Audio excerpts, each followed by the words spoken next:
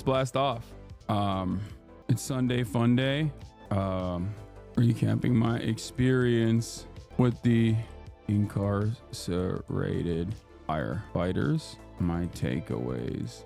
The program. Some updates on the fires ravaging LA, and then fun reacts. Get in now.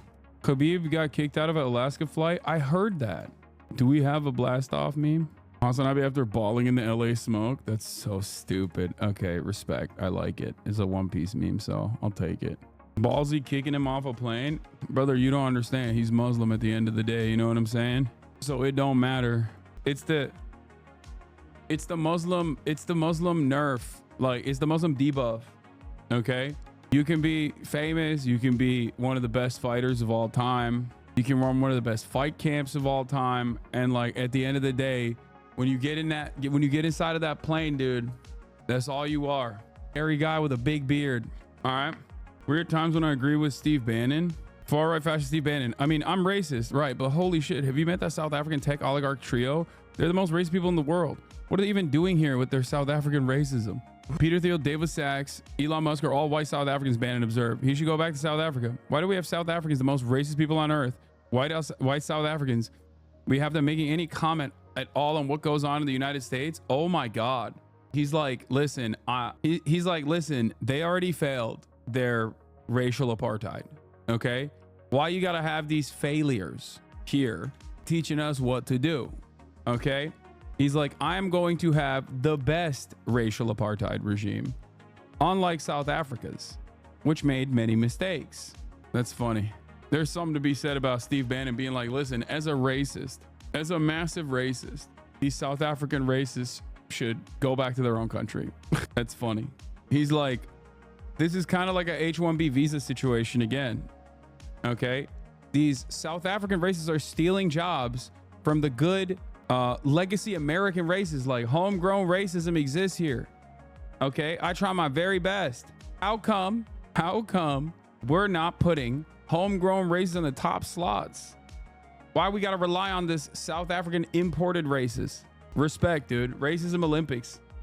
Listen, I'm happy that the races are fighting one another. Okay. This is the only type of race war that I'm on board with. Good thread about last night's stream. Yeah. Blasting. 20th moment from yesterday. Hassan checking out married dudes. 45-day ceasefire that can be extended might be happening in Gaza tonight, coming from I-24. I haven't seen anybody. Targets that algorithms are editorial and qualify as free speech because they can be edited and controlled like normal media, undercutting big tech's defense under Section 230. Are you energized by this newfound fight? What do you mean? Why are you still hear music? It's because I'm still playing the intro music. But here, I'll turn it off. All right. First, I want to start off with this Japanese coverage of the LA wildfires, which is the most kawaii thing I've ever seen. I don't know what's up with that. Like, why are they? That's crazy. I don't know if it's the channel color normally that is just making it. Why does it look like an Evian bottle? Is right. I don't know what's happening here, but it's crazy. All right. But yeah, we got a lot to talk about. Okay. We're going to recap what happened last night, obviously. And I'm going to talk to you guys about the experiences that we had. One of them even made it to yeah, of course. A lot of the guys out here. Ken right here. I just want to say hello to my daughter out there. I haven't seen her about 7 years. And yeah, I love you, baby. And hopefully I'll be out soon. And yeah, I miss you a lot. And, hey, be good out there. And Mom Ryan, okay? Love you. That's right. He's doing the Lord's work. He's protecting people in California right now, every day. My best. What's your name? My name is Salvador Serna. I'm out of Tulare County and miss everybody. Yeah. So I wanna give you guys a brief explainer of what this is. Okay.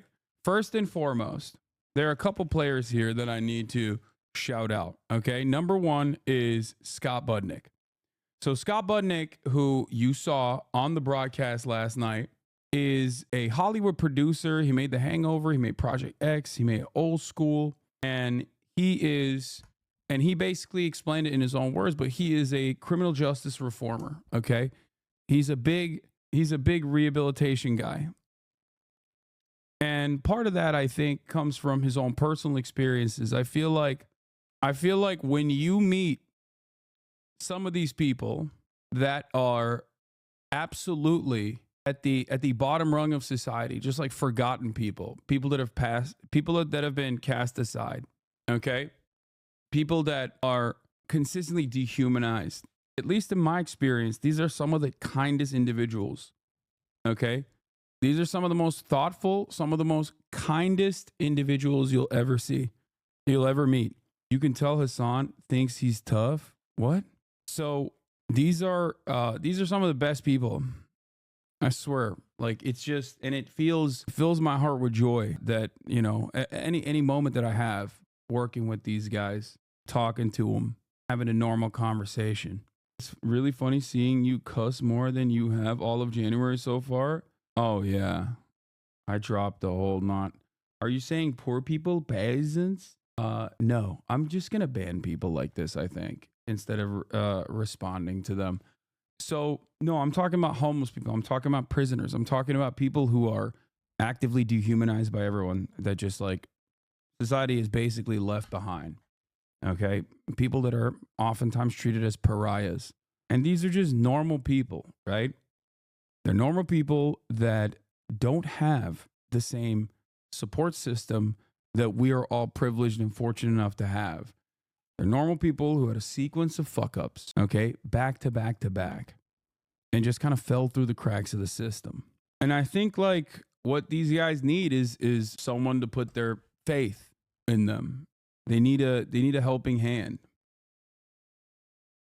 And that's I don't know. That's just I'm going to try to do more stuff like this.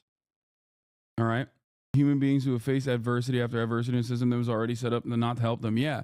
Like, what do you think is the most common? What do you think is the most common part of everyone's backgrounds here?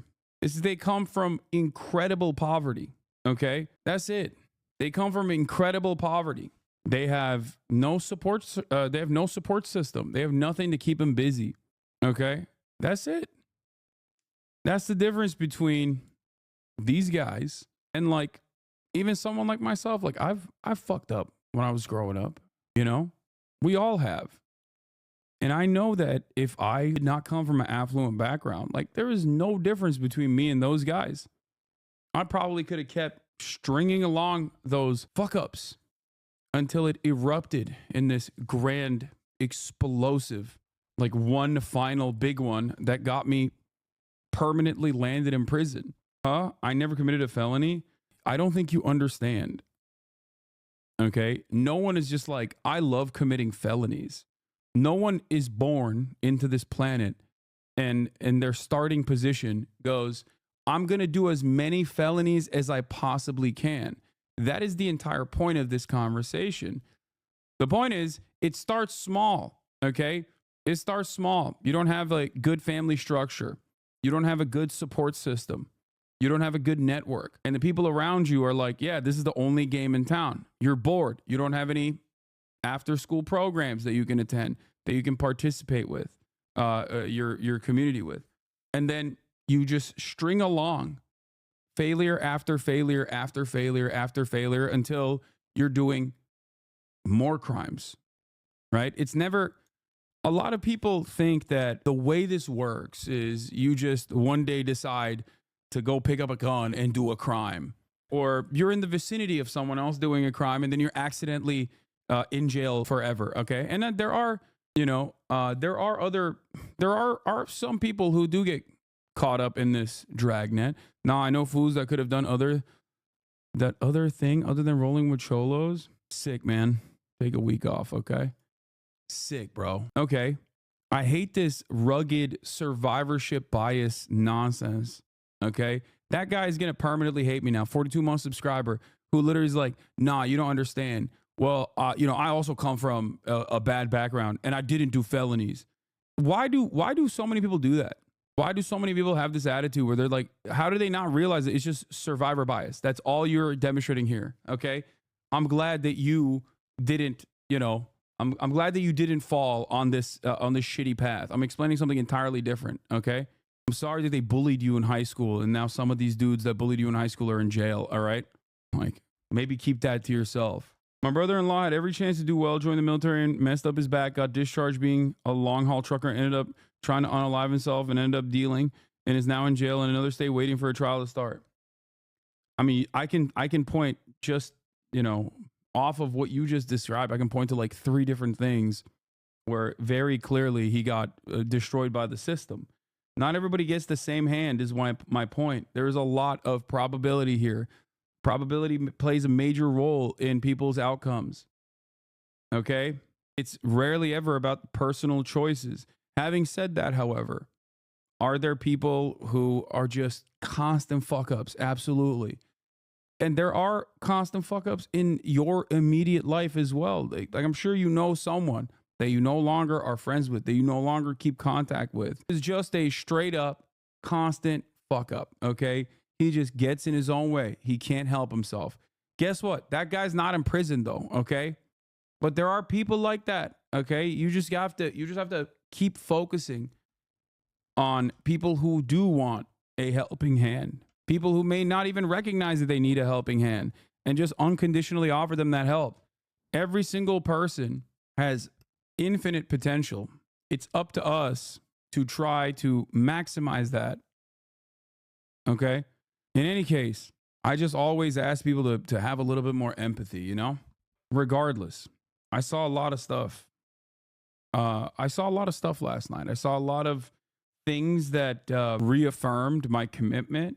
I saw a lot of things that I think proved me right once again. The very fact that, you know, like you never feel unsafe, right? Like no, for most normal people, I feel like they would just feel unsafe around prisoners. They'd be like, oh my God, these are prisoners. Like they're just normal people. And I think part of that, and this sounds silly, but part of that comes from me consistently playing basketball at public parks because I don't know what people's backgrounds are. I don't know where they come from.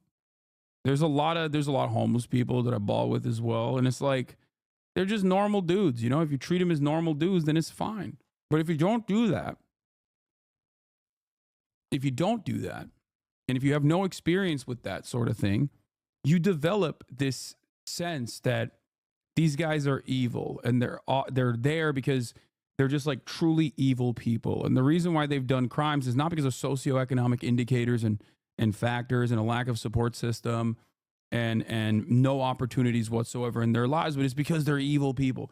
And the media, I think, reaffirms this narrative over and over again, consistently. And that's how we arrive at so many people who just have these incredibly draconian attitudes, these opinions about what must be done with these scumbags. Like they need to be cast aside. They need to be treated as pariahs. My dad is a felon. He made a mistake, all just to make ends meet for us. He's the sweetest person I know. That's what I'm saying. I think the system is designed to basically churn out like a lower caste of people and keep them consistently within the carceral structure so that they can use them for free labor or almost free labor. That's what I think. The Shawshank Redemption scene, Rehabilitated. Oh yeah, so many people love this movie but don't understand. They fail to see the parallels. Yeah. But what is this big drama? Okay. Song lyric that I really love. We are only all 2 or 3 bad decisions away from becoming the people we fear and pity. Also, so much of the stuff that I talk about on a daily basis is warning you that the system is designed in a way where you could be, or your next of kin can be in these dire conditions. What do you think happens when the housing market becomes accessible, unaffordable, and you no longer can retain permanent shelter, you know? So I want to give you a little bit of a background on this pilot program. So Scott Budnick is the man, as you guys met yesterday. As a criminal justice reformer and advocate, he does fantastic work. And he works with these guys. A lot of them sang his praises, a lot of the dudes we talked to. And I mean, he's a great guy. Basically, he really pushed for a pilot program, just so you understand. Okay. We talk mostly to the dudes with the red hats. The dudes in the red hats are a part of a pilot program. It's a new program. It started in August 2023. And the program is for violent youth offenders. So previously, if you had a violent felony offense, you were ineligible for this firefighting program.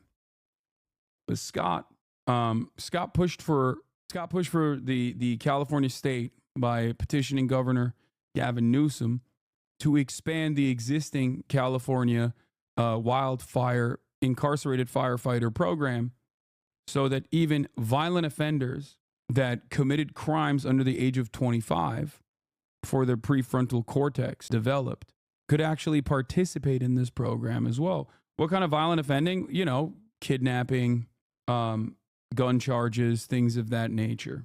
Great clip from yesterday about decision before our brain was able to develop, before the age of 25, you know? So, I mean, this is our second chance, and this is our second chance to prove it. And, you know, at this point, it's a blessing, you know? It's not more about the material, but the growth that we gain from this experience. I think it's important to talk about how there are obstacles though after you are released, where you have this training, right? You have this experience.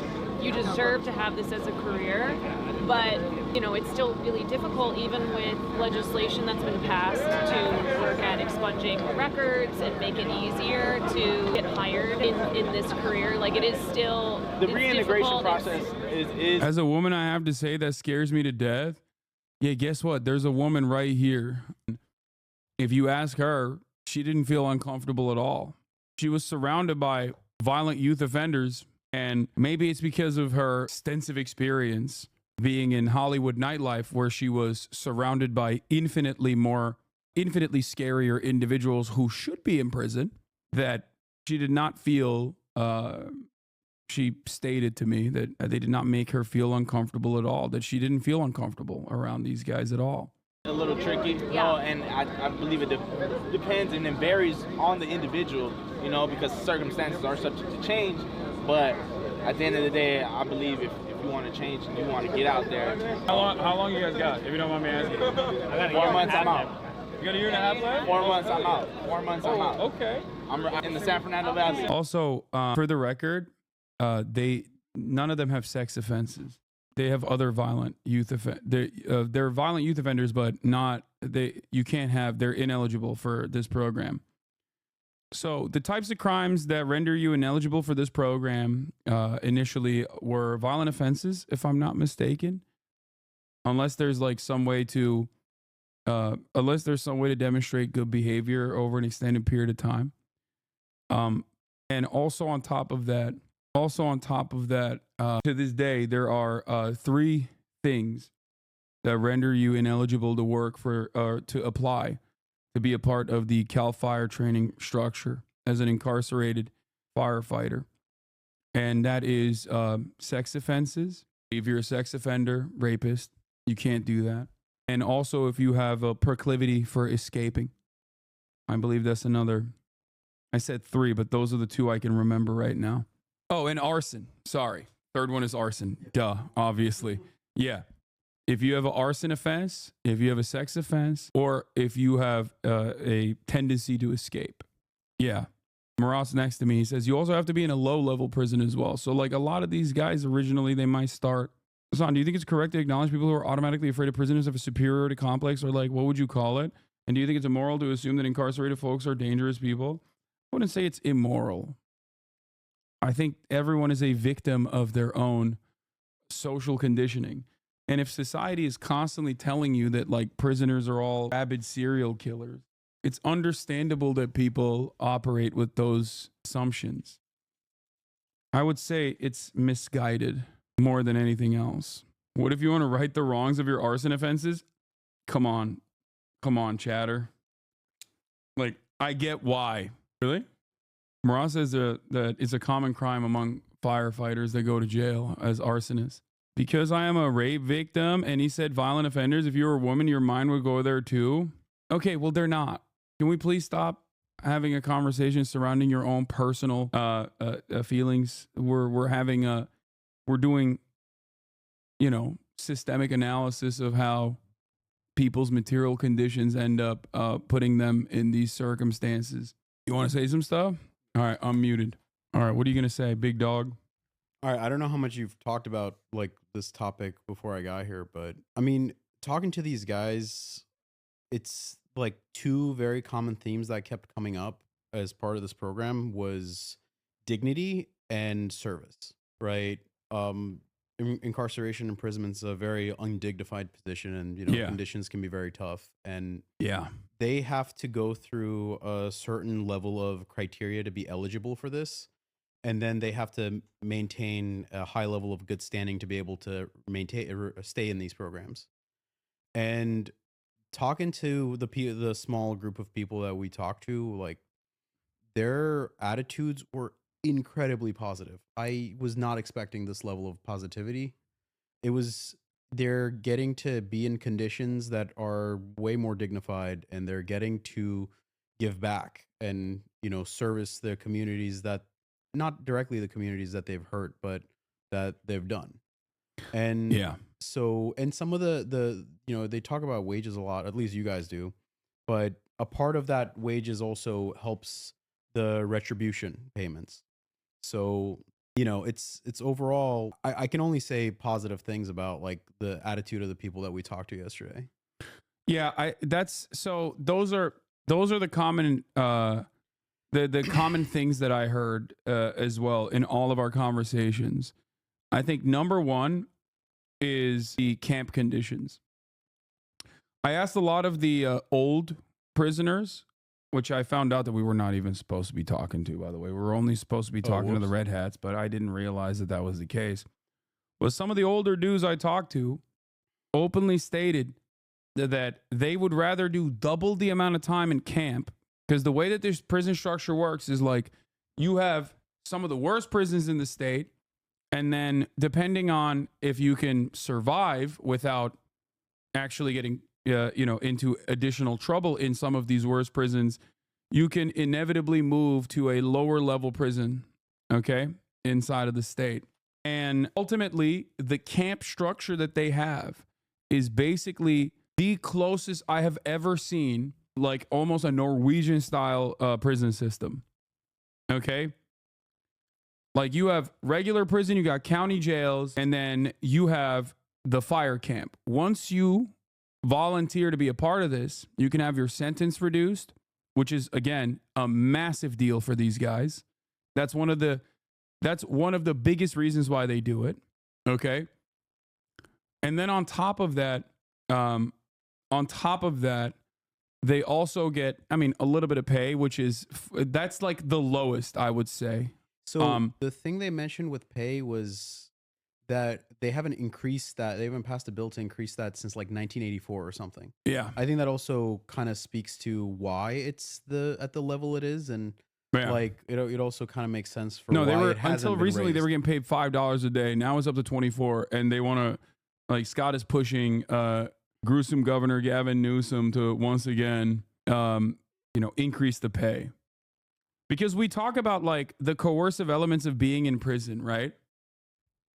And volunteering for any position whatsoever when you're in prison. You're not doing that because you want to make a living, you want to make a wage. You're usually doing that because you're technically in chains by the state, and this has a likelihood to lower the time that you serve. That's not a normal level of coercion that exists under, regular wage slavery and capitalism. Okay, it's something beyond that.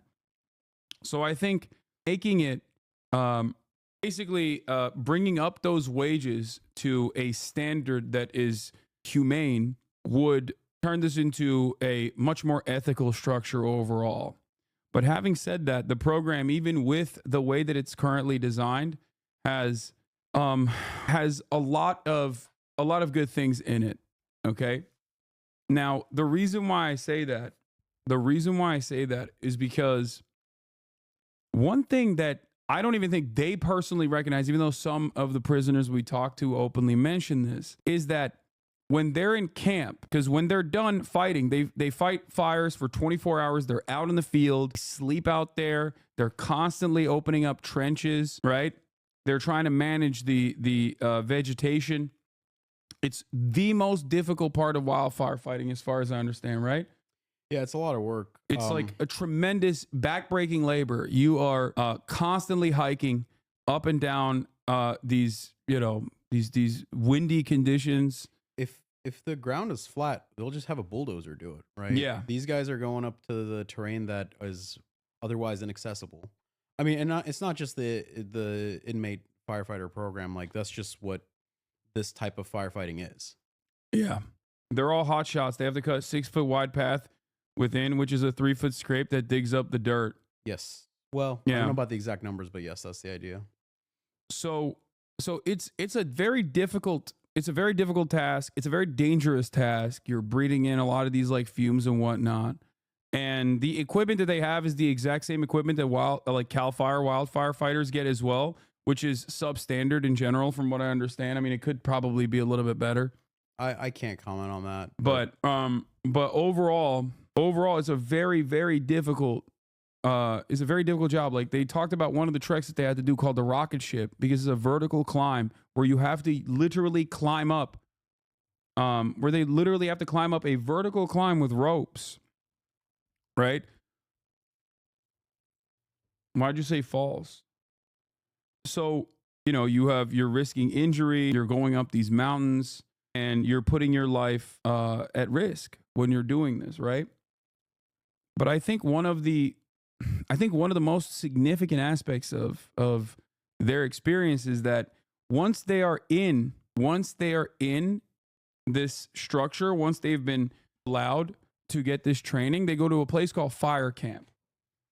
And hopefully, if we have the opportunity, I want to shine a light on that as well and go to one of these fire camps to show you the living conditions there as well. But the fire camps, as far as I understand from the interviews that I conducted, is different than prison. So when they're done doing their 24-hour on, 24-hour off cycle, and the wildfire is contained, they don't go back to prison. They go back to fire camp, which is still prison, but it's not the same kind of prison, right? And the conditions at fire camp are nowhere near as substandard as like regular prison is. Okay. One of the things that they brought up about fire camp, for example, is that they have weights at fire camp. They don't have actual weights in regular prison. I didn't know that. Apparently, since like the 90s, one of the prisoners said Governor Arnold Schwarzenegger actually removed the weights, but apparently it was removed beforehand, like before he became governor. And yeah, they don't have weights on the yard in prison. They use prison bands. I mean, not prison bands, like resistance bands and stuff like that. Which is kind of crazy to think, but like something as small as that is massively consequential. These guys can play on their PlayStation 4s, right? They have PlayStation 4s that they can play video games on. They can have like some connection to the outside world, some semblance of humanity. And I think that's very consequential.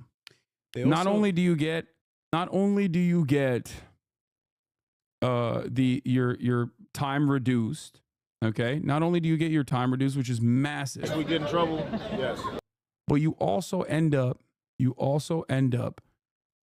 feeling like a human being, basically. And I think that absolutely plays a major role in reintegration. Okay.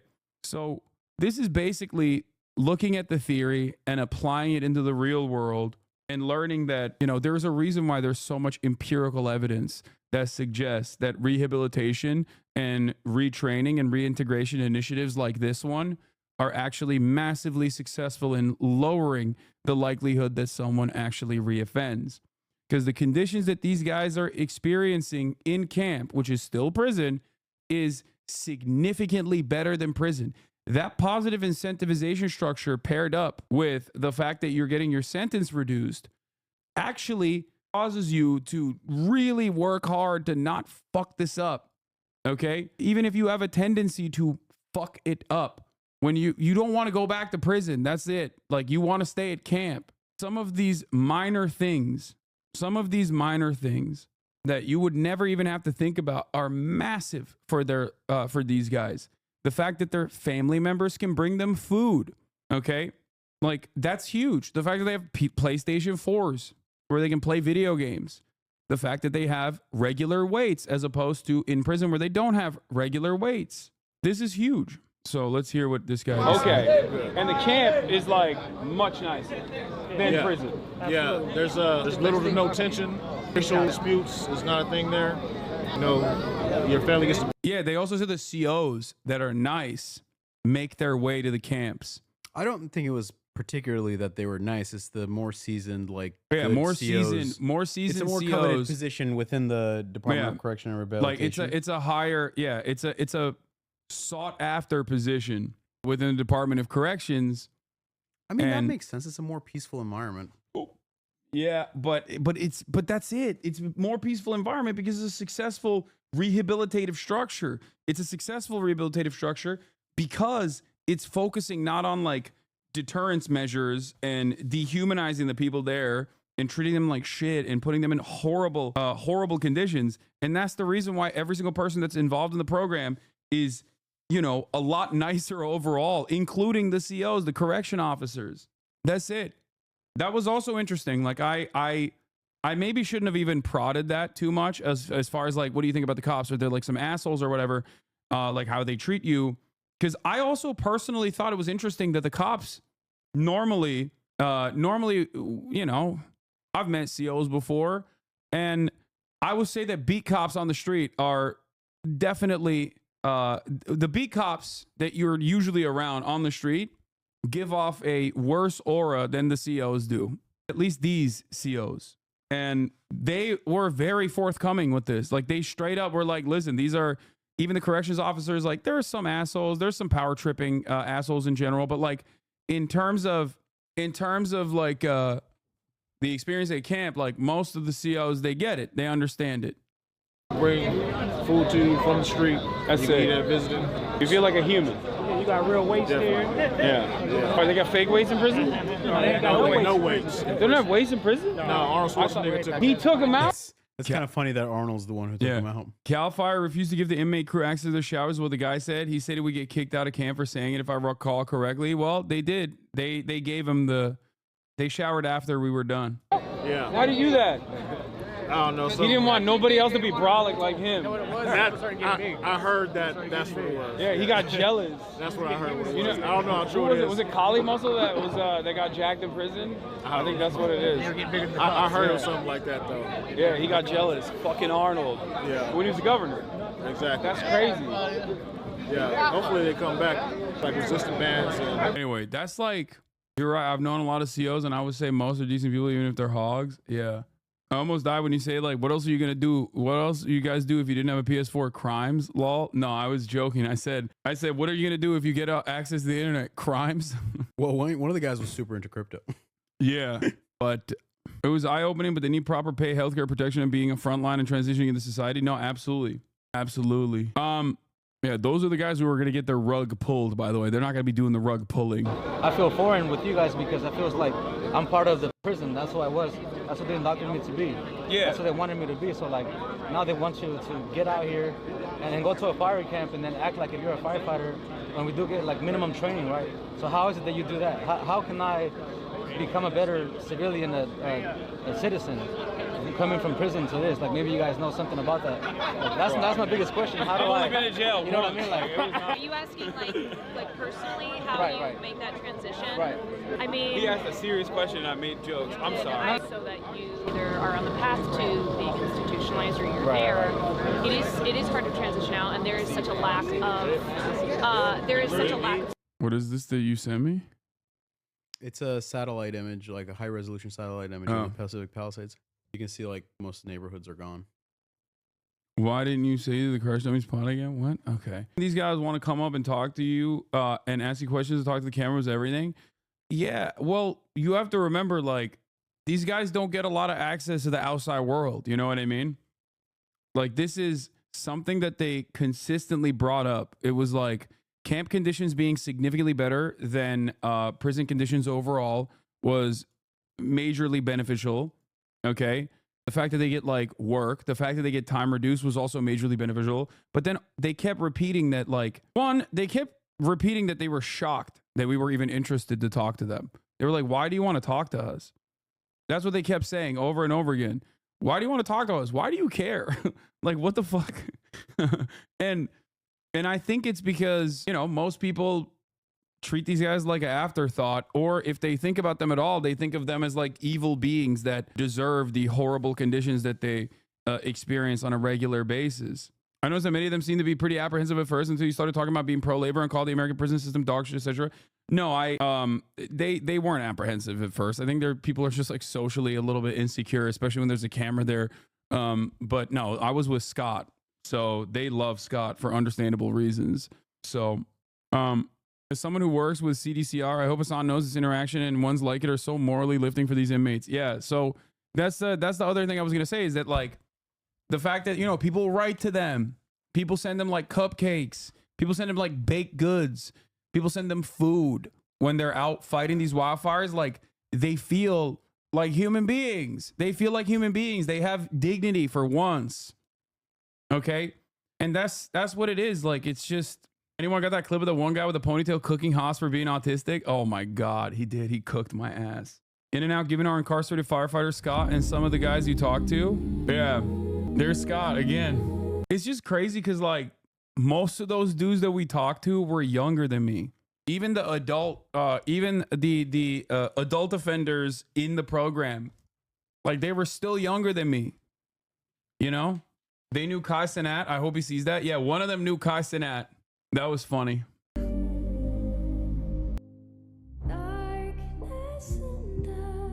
Is this video you found, chatter? Goddamn, it's kind of funny. But yeah, they get education in there too. They get a lot of sociology. Apparently they can get a degree in sociology, which I think is awesome. Younger than you and already 10 years in. Yeah, that's what I'm saying, bro. Seeing them chop it up between groups, just like any workplace, just some guys doing good despite everything trying to shove them down. Yeah. So one of the things that I wanted to highlight as far as the incarcerated firefighters is, hold on, let me find this real quick. That Scott actively pushed for. Yeah, they offered me their tacos, which was crazy. It's like, come on, dude. I'm gonna tear up. You're gonna make me cry. This is the Youth Offender Camp Pilot Program. Okay, in August 2023, CDCR launched an innovative Youth Offender Program Camp Pilot Program at Grolersburg Conservation Camp. Okay, in Georgetown. The program is designed to expand opportunities to volunteers to serve their time at the conservation camp and encourage self-improvement and rehabilitation. In addition to educational and rehabilitative programming, camp participants receive wildland firefighter training, enhancing their opportunities for future firefighting careers. The program provides additional hand crew members for emergency response to fires, floods, and other disasters in the state. The initial 17 participants arrived at Grolersburg Conservation Camp in November 2023 after completing training at the Sierra Conservation Center. Now, what's important about this is that a lot of the dudes with the red hats that we talked to, they are youth offenders, which means that they did crimes under the age of 25. Okay? They committed crimes under the age of 25. But the program actually expands, unlike the normal structure, it actually expands to violent offenses as well. So if you were if you committed like assault, battery, you have a weapons charge, kidnapping, things of that regard. And also, kidnapping doesn't mean like kidnapping in the way that you understand it. Okay, just so that's a term for if you steal a car and there's someone in the car, it's considered kidnapping. Just so you understand. Okay, not like Taken style kidnapping. So all of that stuff is under the banner of violent offenses. These are pretty significant crimes. Okay. It could be a custody dispute as well. So the thing is, despite the nature of these crimes, these guys, you met them, you saw them. Okay. I didn't want to like spend too much time on what they had done because I didn't want to, like, I talked to them off camera beforehand. As far as like what they had done. I didn't want to talk to them on camera about what they had done because I feel like it's unproductive. But yeah, like they openly revealed some of the stuff that they were locked up for, and yeah, it's some pretty significant stuff. But it's important for you to understand, like, in spite of what they had done, like they were just chill as hell. They were just normal ass dudes, right? And that is because they're actively working against being institutionalized. They're actively working against being a permanent part of the carceral state. Okay. And the reason why they have this ability to get out of this structure is because they've been given this opportunity for this training program. They've been given this opportunity to basically work and even work to reduce their sentences. And they don't want to mess it up. They don't want to mess it up and go back to regular prison and lose their shot at reducing their sentences. So that's what it is.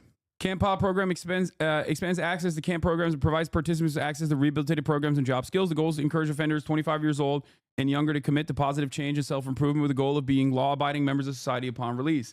This is one of the closest things, as far as like the conversations that I had, this is one of the closest things I've seen, shockingly enough, within the California state prison structure that is as close as you can get to a rehabilitative system.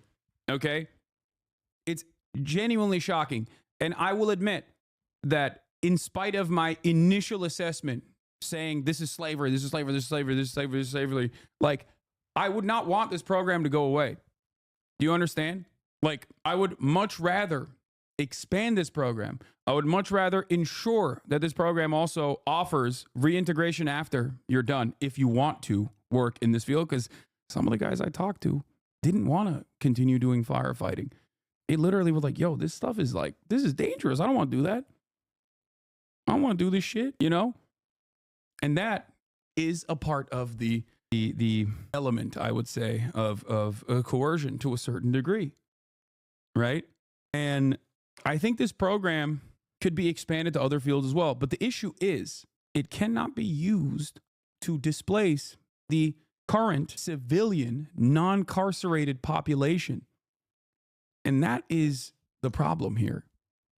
And the only way to fix that is by offering not substandard pay, having some semblance of pay parity. Okay? That's it.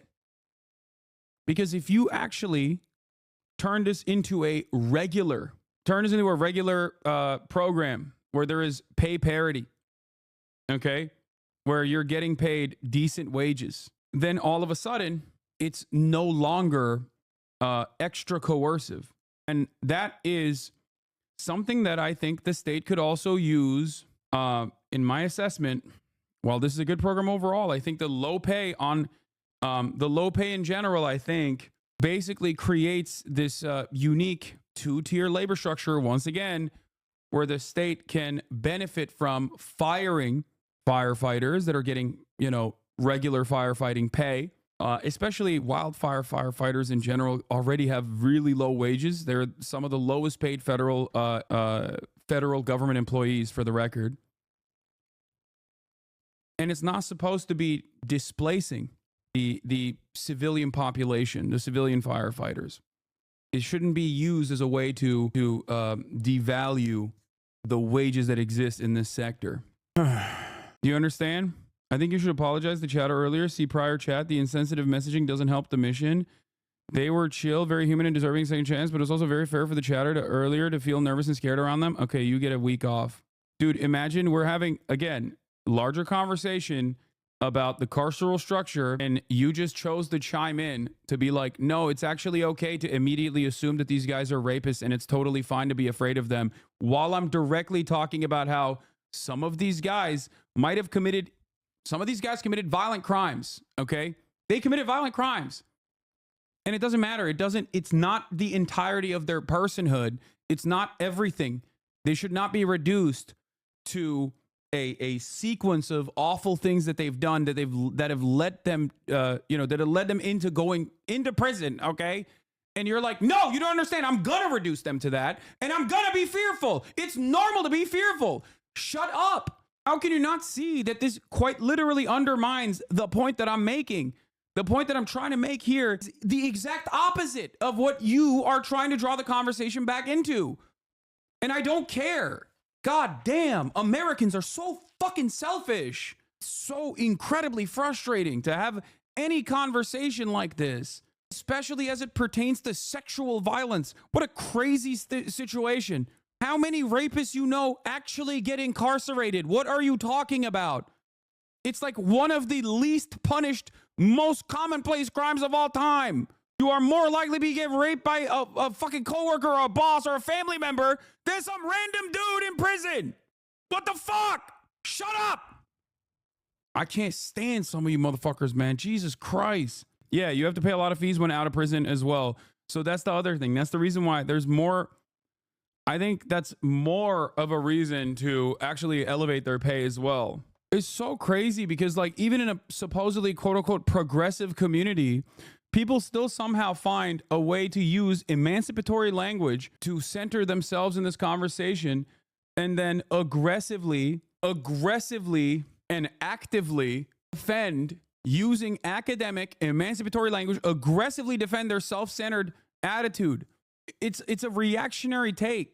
Anyway, what was the page? Like, imagine being like, oh, dude, I know you're actively trying to, in a nation where prisoners are treated like evil, dehumanized serial killers, every single one, and you're actively trying to combat that narrative by showcasing the humanity of these people that have been left behind by our systems. But you should apologize to the one chatter who wanted to bring the conversation back to that exact point. You can get that anywhere you want. Okay? Go watch, I don't know, MSNBC or something. I promise you, they will have a very different approach. Please, Jesus Christ. You get that everywhere else. Why do you want to get it here too? I can't do anything different. It's very frustrating. And then we wonder why America has the largest prison population on the planet. It's crazy. You're identifying an internal, consistent contradiction within the abolitionist framework. It's something we struggle with constantly. Reforms that do genuinely improve material conditions of the incarcerated also serve to lengthen the lifespan of the institution of prison. It's something people grapple with, and I'm glad this convo is happening out in the open.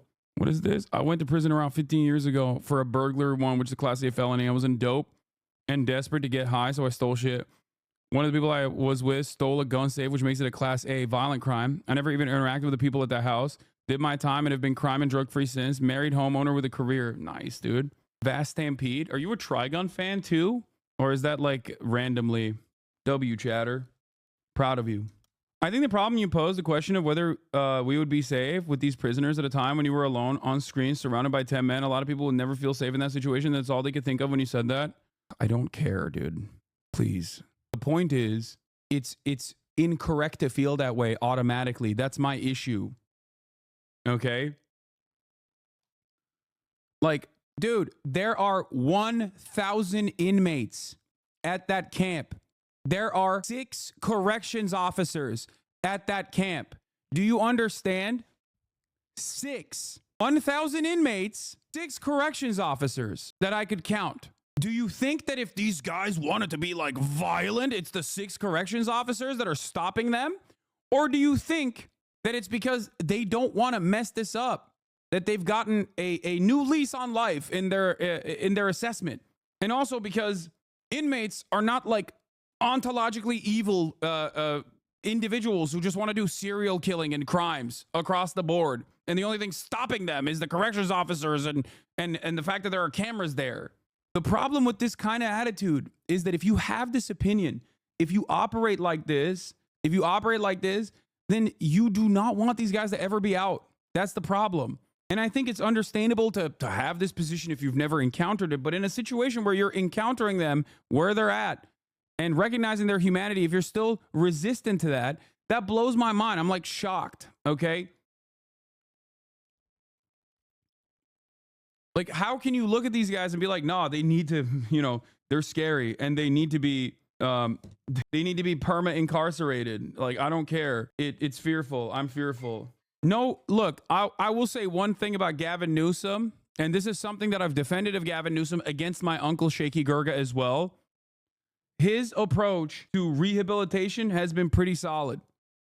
Like, California is a devastating carceral state. Don't ask me about the housing market. Don't ask me about his approach to homelessness and combating homelessness.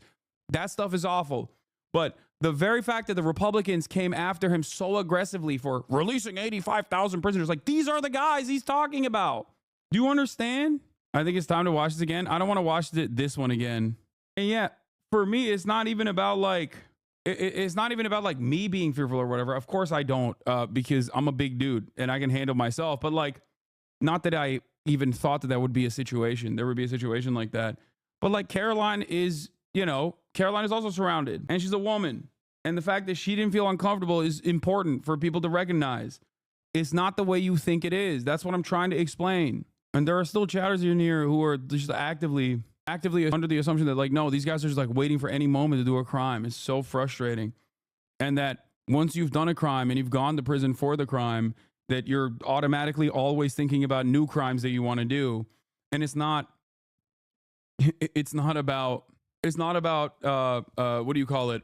Having something to grab onto once you're out of prison.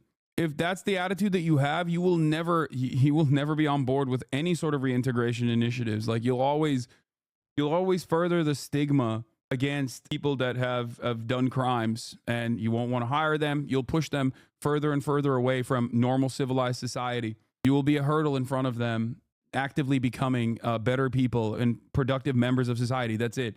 In a system that is designed to destroy you outside of the carceral structure, as an average citizen, okay? When you have societal pressures that you have to deal with on a daily basis, a bad job, a shitty boss, inconsistencies in terms of how much money you have in your bank account at the end of the month, not knowing if your rent is going to go up, okay, once your rental agreement is over. All of these forces literally put you so close, much closer than you think, in the throes of the carceral state. Okay? Hassan couldn't deal with the steam off my piss. Don't act hard. Hell yeah, brother. You are the hardest. Hard body. Been on this platform since 2013. When I think about how hard that is, this guy is like, attitude here is like, that's right, baby. You wouldn't last a second in the COD lobbies that I was in Modern Warfare 2, baby. Xbox. Yeah, I'm hard body, dude. I'm a cool guy. Yeah, I shit my pants when I think about going to a big city because every single person is probably trying to do violent crimes to me, but also I'm hard body, One thing that the incarcerated youth we work with often thank us for treating them like normal human beings and not threats. Yeah, that's the major thing. That's crazy that there's such a major incentive. It's FYI, certain actors and other chats are going back to this violent criminals talking point continuously. This stun lock, keep that in mind. Yeah. No matter how progressive you think you are, certain people are just too American and jail pilled. I agree. Exact same thing with homeless people. Exactly. That's the issue. Anyway, Complex wrote this article. Hassan Piker interviews inmate firefighters in Los Angeles. Popular Twitch streamer Hassan Piker has been interviewing incarcerated firefighters who are working to get wildfires in Los Angeles under control. Piker hopped on X to explain why he's speaking with firefighters on Twitch. I try to use my platform this way because there are lots of normal people out there who fell through the cracks of the system with no support whatsoever. We cast them aside and choose to dehumanize them. Everyone is trying their best. Rehabilitation and reintegration lowers recidivism. Several of Piker's interviews have made it to X and gone viral. In one of them, he speaks with one prisoner about whether it's better fighting these fires than being in prison. It's way better because if I was in prison yard, I'm seeing guys get stabbed, get beat up, the cops shoot us like shit, but here we get better treatment. They talk to us like humans. We got a job. We're underpaid, but we have a job. And then the community shows us all kinds of love. We never received that growing up. Will you like it? Yeah. All right. Kimbo's the man, by the way. He was awesome. Will you like it? Yeah. Do you feel like it's almost like a respite from being? Is it better than being in prison or no? It's way better because I was in a prison yard. I'm seeing guys get stabbed, get jumped, get beat up. The cops treat us like shit. But here, we get better treatment, right? They talk to us like humans. They talk to us like humans. We got a job. We're underpaid, but we got a job. Yeah. You feel me? And then the community comes out and shows us all kinds of love. We never received that growing up. We never received that kind of love, that kind of recognition for anything we've done. So now, doing this kind of stuff and all this love coming, that's life-changing for a lot of guys. Because that's all they be needing is a little. It didn't look like you were checked for weapons by the COs before you got close to the inmates. That speak volumes about how safe they perceive things to be in that situation. Like you said, these are just normal people. Exactly. That's a great point. That's a great point. No checks for contraband, no checks for weapons whatsoever. Now, you might think that that's a crazy thing to notice, but absolutely. You think you can have normal interactions with prisoners in America without having that level of security? No, this is a collaborative effort between the COs and the prisoners, okay? That's it. A little bit of recognition with this, it's life-changing, and we get opportunities at careers. How long was your sentence? If you don't mind me asking. 17 years. 17 years. Yep. God damn. They're gonna shave it off. Yep. They're gonna shave it off. They're gonna shave it off. They shaving some off. They better shave it off. But you feel me? We ain't Crazy how you try to do a good thing and it still gets clip chimped to make you look bad and failing. You also did pop a Zin in front of them. Yeah, I wanted to actually give him Zin too, but I didn't want to put. I didn't want to get Scott in trouble, and I didn't want to ask either. In another interview, Parker listened as the inmate explained the experience of being in the world after being in prison for so long. I've only did it for 12, 13 years, but the point is that I'm about to go home next month. The man said, "You go from a cell to this right here, and it's culture shocking. It does help you because you get to start mingling with the public like you guys, the civilians." He continued, "I feel foreign with you guys because I feel like I'm part of prison. That's who I was. That's what they want me to be." This was that combo. Institutionalized, right? The what? Institutionalized. Have you heard that word before? Institutionalized, like institutionalized. Yeah. So now, I've only did it for like 12 years, 13 years, but the point is, I'm about to go home next month. So you go from the cell to this right here. It's like it's culture shocking. So now, I guess like the fire camp, bringing back light to the fire camp, right? It does help you because now you start mingling with the public, with you guys, the civilians, right? Which is, I feel foreign with you guys because I feel like I'm part of the prison. That's who I was. That's what they indoctrinated me to be. Yeah. That's what they wanted me to be. So like now they want you to get out here and then go to a fire camp and then act like if you're a firefighter when we do get like minimum training, right? So how is it that you do that? How can I become a better civilian, a citizen, coming from prison to this? Like maybe you guys know something about that. It's really sad. He needs the help of a counselor, but he thought his best chance of getting that kind of help was asking you guys. Yeah. I've learned that most of the stuff against you is just bad faith. I saw a post saying they were mad at you for saying you were frustrated about how they were treated as expendable. They were mad because you haven't been to prison, so you can't relate. But dude, that's just called empathy. Wait, people scoured through 3 hours of footage of me interviewing prisoners that are fighting wildfires to find something that makes me look bad. I'm sorry, dude, you should be in prison. Actually, fuck prison. You should be lobotomized, dude. It is a sickness. Like, actually a sickness. These guys work so goddamn hard, dude. Holy moly. It blows my mind. Like, how do you fucking sit around and just actively work? Do you feel good? Does that give you happiness? There's no way that gives you happiness. Another conversation, Piker wanted to get the opinion of one inmate firefighters about the fact that they are private firefighters making up to $7,000 a day. Wow, that's crazy. It's a big pill to swallow to the prisoner.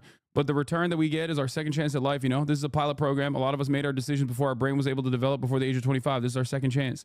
At this point, it's a blessing. Basically what you guys are doing. Wow. What do you think about that? You know, and it's crazy. You know, it's a big pill to swallow. But in this case, the return that we get is our second chance at life.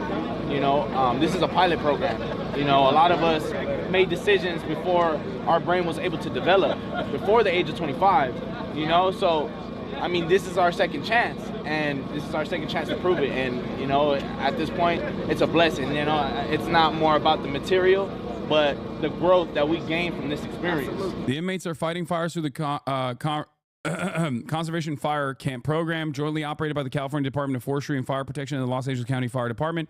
There are 35 fire camps in 25 counties in the state of California where inmates can volunteer and receive classroom and field training. Hey, chat, fellow institutionalized person, how easily we are dehumanized is insane. I committed a victimless crime, speeding, turned, resisting arrest without violence, but turned into assault a police officer thanks to tests of lying. But I'm looked at the same as the worst criminals. The dehumanization is the worst. I may be subhuman by some people's standards, but at least I still have my humanity. Yes, that's the point. And the reality is, like, there are plenty of people. Like, the thing that Scott mentioned, at the end there, New York Times put an article saying these guys make $10, $24 a day max. No, I think they now make $24 a day in California, at least. But the thing that Scott mentioned was really good. Like, he brought up his own personal experience, right? He brought up his own personal experience when he went to a prison creative writing program, and he met this guy, this kid who had a 300-year sentence. 300-year sentence. This kid, at the age of 15, got hit with a 300-year sentence. And that's because he was standing next to his friend who shot someone. Okay? 14, not even 15, sorry. He's in one of the worst prisons in the state. And the point he brought up was that if my kid was in that same situation, it's over. He's out on bail, and he doesn't see a single moment inside of a cell because Scott has money. That's the difference. That's the difference. And there are so many people like that. There are so many people that just like are that are in the wrong place at the wrong time, maybe have priors. Okay? When you're 14, it's probably unlikely that you have priors. But Hassan gets invited to camp to do prison cribs and cook some food. Oh yeah, this was sick. To initiatives that, you know, initiatives that are helpful with reintegration, initiatives that are helpful with like hiring, you know, former inmates. You know, for sure. Trying my best. And we appreciate you for that. We got to get you to our camp, Groundsburg. I'm down, yeah. MTV Coming soon. No, I was for sure. I'll talk to Scott. If we can make something like that happen, that would be great. Oh, yes. Let's do it. Come check out my bunk. We'll make you a little spread. Eat real quick. I went to an expensive private school and kids in my class crashed cars, had drug problems, etc. But they're all doctors and run banks now. Exactly. Well, we're going Twitch, you know. No, there's like Twitch cribs. There we go. There's actually a thing, like there's a thing on TikTok with like prison food, where they show like different things that people make in prison. So we could do something like that, like a little cooking segment. You gotta make it though. You gotta make it. I'll make it. The only thing I know how to make is chicken. That's all I know how to make. So I don't know. We're gonna do something with that. Yeah. What do you guys make? What do you guys cook? You cook your own open-minded. How are you so much taller than these guys, bro? I'm 6'4". Yeah. Some of the younger guys talked about what landed them in the prison system. I would say touch on the same thing. No guidance, just not having a positive guidance. The environment that I grew up in, of course, it led me into a different direction. And yeah. So first off, obviously there's no excuses for what I'm saying, right? I hold myself accountable for what I've done, right? But I'm not the commissioner board. Right? No. So my mental health, as in my insecurities, I didn't have no one that I could talk to. The schools I was in, they didn't really teach me how to like behave and like correct behavior. They were like favoritism toward different races and ethnicity, and I think that like made me go different ways into social groups. So like I couldn't really like fit in with nobody. So I had to branch out to different people that had the same values as me, which is violence. Okay. Some of our greatest revolutionary organizations, like the Black Panthers, identified how people like this are the motor for revolutionary change. People in here chirp about revolution, but it's these people that have the practical skills for OPSEC, dealing with the law and other things. These folks have more revolutionary potential than any leftist that would turn their nose up to them. Yeah, I think it was also important to notice that, important to recognize that like another big fear that they had. Swap it out. Another big fear that they had was reintegration, like the fear that they have of like getting back out into the real world and not having, not being able to cut it. Because the reality of the matter is, it's not like the tools are abundant, okay, for what you can do when you go out. And especially if your records are not expunged and if they carry over into civilian life, you are going to be limited in the job opportunities that you do get. So that's another thing that Scott's working on as well, is to ensure that these guys' records get expunged so they can get their EMT certifications. And also on top of that, be able to continue working within the CAL FIRE structure or even work inside of the municipalities now that they have experience on the job. And it's crazy that like there are, millions of people in the United States of America that are facing this reality. And even that freedom is an additional pressure for them. I don't know. Like, think about that. On the one hand, freedom is the only thing you look forward to. But on the other hand, even that is a massive, massive point of pressure for you. Is expunging the records of something that happens for everyone? No, these guys, even violent offenders, because they're youth offenders, can have their records expunged. An extremely common and disheartening theme with everyone you interviewed is that if proper support structures and mental health resources were readily available, many of these men wouldn't even be there to begin with. We need to do better. Yeah. But that's why I'm so aggro against Uncle Shaky Gurga. Okay? That's why I'm so aggro about Uncle Shaky Gurga and the way that he talks about this situation. These are the types of people who get their sentences reduced, and they've already served for the 85,000 people that Gavin Newsom released onto the streets or whatever. Many of them have served a ginormous amount of their sentence already. Many of them have served the majority of their sentences, and they obviously still have to go through the parole board structure and demonstrate their capacity that they will not reoffend. And it's crazy that it's like it's crazy that people still are just like, nah, they should stay in prison permanently. We shouldn't be releasing prisoners. It's like, it's so frustrating, dude. about that? And then swap it out. So again, Xavier and Angel, for those who you don't want to eat on camera? Huh? Nah. There's hella ladies watching right now. They're gonna be judging. They're gonna be judging the way you're eating. He's not shy. He's not a shy one. No, don't even worry. Huh? He eats on stream, and he cannot be worked. Yeah.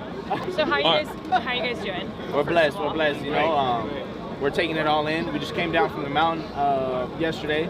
We were assigned to the Eden Fire. Our division, you know, was meeting up with other crews, doing some handline.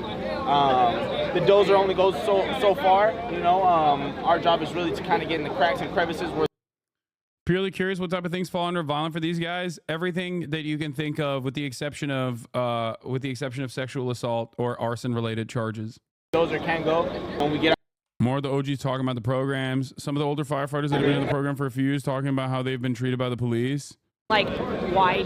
What? It's all bad faith, man. I'm sorry I ever fell for any of it, bro. What do you mean? I don't know if it's manslaughter, but maybe.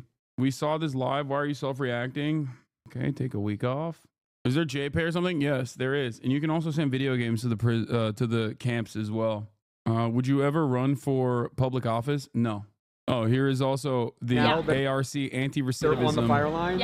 Give right now that they're on the fire line. Yeah. There's not so much to give right now, right? They're fairly good right now. It's when they get back to camp, right? There's not a TV that's working in some places, right? There's the boots are all fucked up and they need better boots. Like there's just things that are not so sexy, but that they need.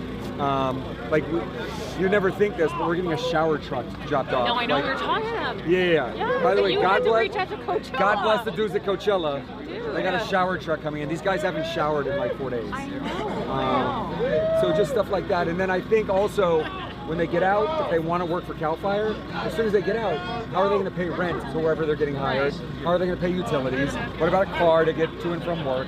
Right? Those who are give right now that they're on the fire line. Yeah. There's not so much to give right now, right? They're fairly good. With this entire program being only allowed as a larger labor force, do you think that moving into pay parity would dissolve such a program, or is CAL FIRE being a governmental agency would allow such a structure? I don't know, but I hope that they don't do that. Are you aware of any programs like this for women offenders? I don't know. Not sure about this guy, Hassan. What? Not sure about the guy who is literally spending his own hard-earned dollars and time every single day to work with some of the most fucked over people in American society in a system that doodly mofo. Okay. The guy that runs the program, they have camps. They have a camp for women as well.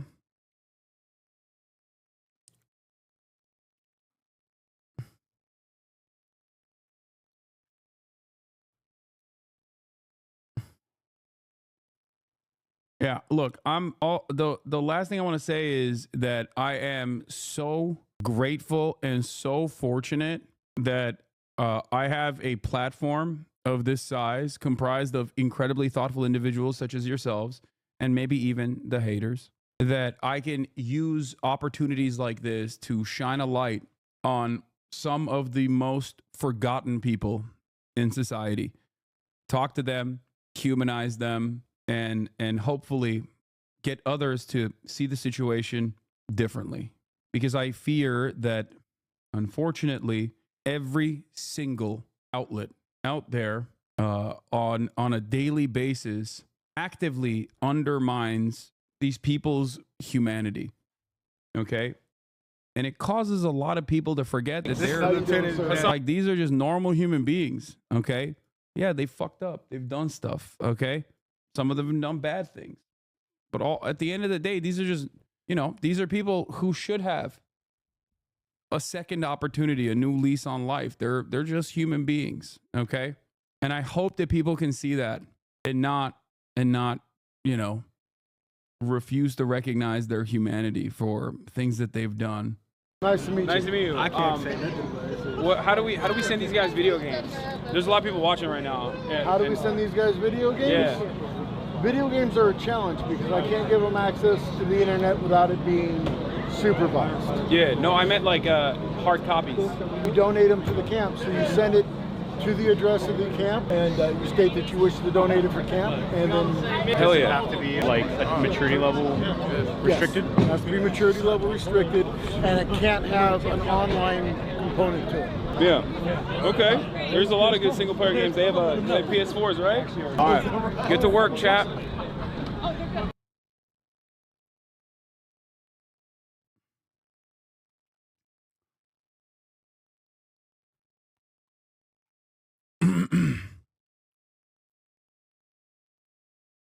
Also, shout out to this lieutenant. Even if you weren't supposed to talk to these guys, you didn't give a single shit. No, I don't think they. It's not a problem. It's not a big deal at all. Did you interact with Mr. Gavin Newsom, gruesome Governor Gavin Newsom? No, I did not. I didn't interact with Nick Cannon. I didn't interact with Governor Gavin Newsom. I didn't do any of that. But yeah, this tweet that I retweeted as well from D Machine has the information about Washington Ridge Conservation Camp 44, the phone number and the address. If you want to donate PS4 games for these guys, please remember PS4 only, single player, no online requirement, ideally PG-13. No, you can send rated M games. It's fine. They play Mortal Kombat and stuff. Why was Nick Cannon there? Because he knows Scott. I think like he knows Scott brings a lot of people like this, and they they come and show love. Also, I'm glad that Nick Cannon showed up because those guys don't know who I am, but they know who Nick Cannon is. They were so excited to see Nick Cannon. It was awesome. No, you can send whatever games, dude. Yeah, and also Peso, not Peso Pluma, a different Peso, a rapper. Yeah, one of the guys knew who Kai Cenat was. One of the guys asked me about Ninja. They knew who Soluminati was as well. The most heartbreaking thing, but also wholesome thing is the constant question of why do you even care? Yeah, they should have phones in prison. They do. I didn't know this either, but this used to be a major problem with the with the prison structure. Is like it was incredibly expensive. It's really important for people who are incarcerated to be able to have access to their family members and the outside world. And that structure was so awful in the past, and it still is in many other states, where you pay incredible amounts of money to even make these phone calls, and then the people that are receiving those phone calls are also getting the people that are receiving those phone calls also have to pay as well. It's a really, really costly endeavor.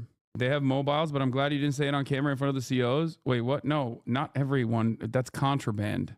But in any case, for a lot of these guys, they have free phone calls now. Like phone calls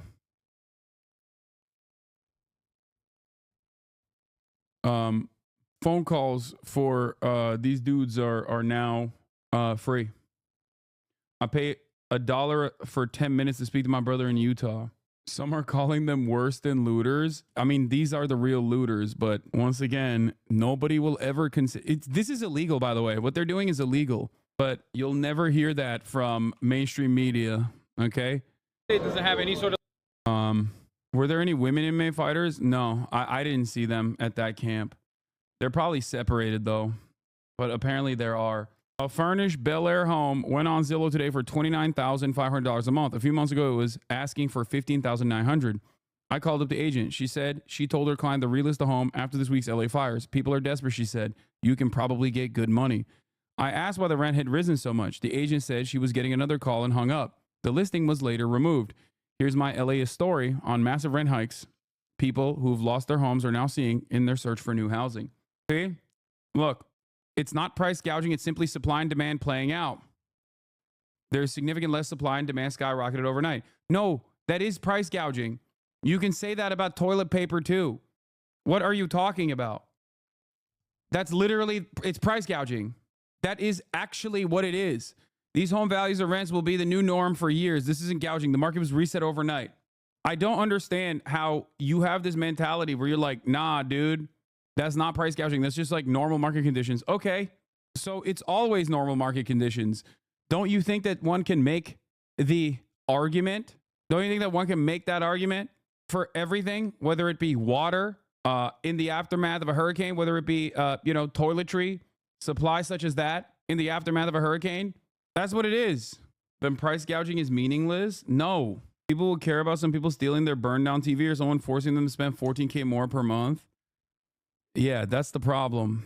That they're hyper focused.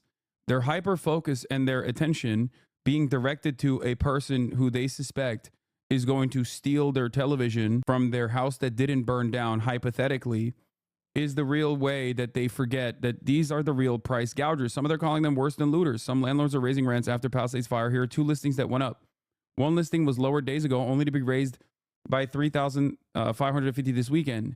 The other reverse course, perhaps because of the anti-gouging laws. And by the way, this is illegal. Okay? This is illegal. Straight up. You cannot supply demand your way out of this. This is absolutely illegal. Just so you understand.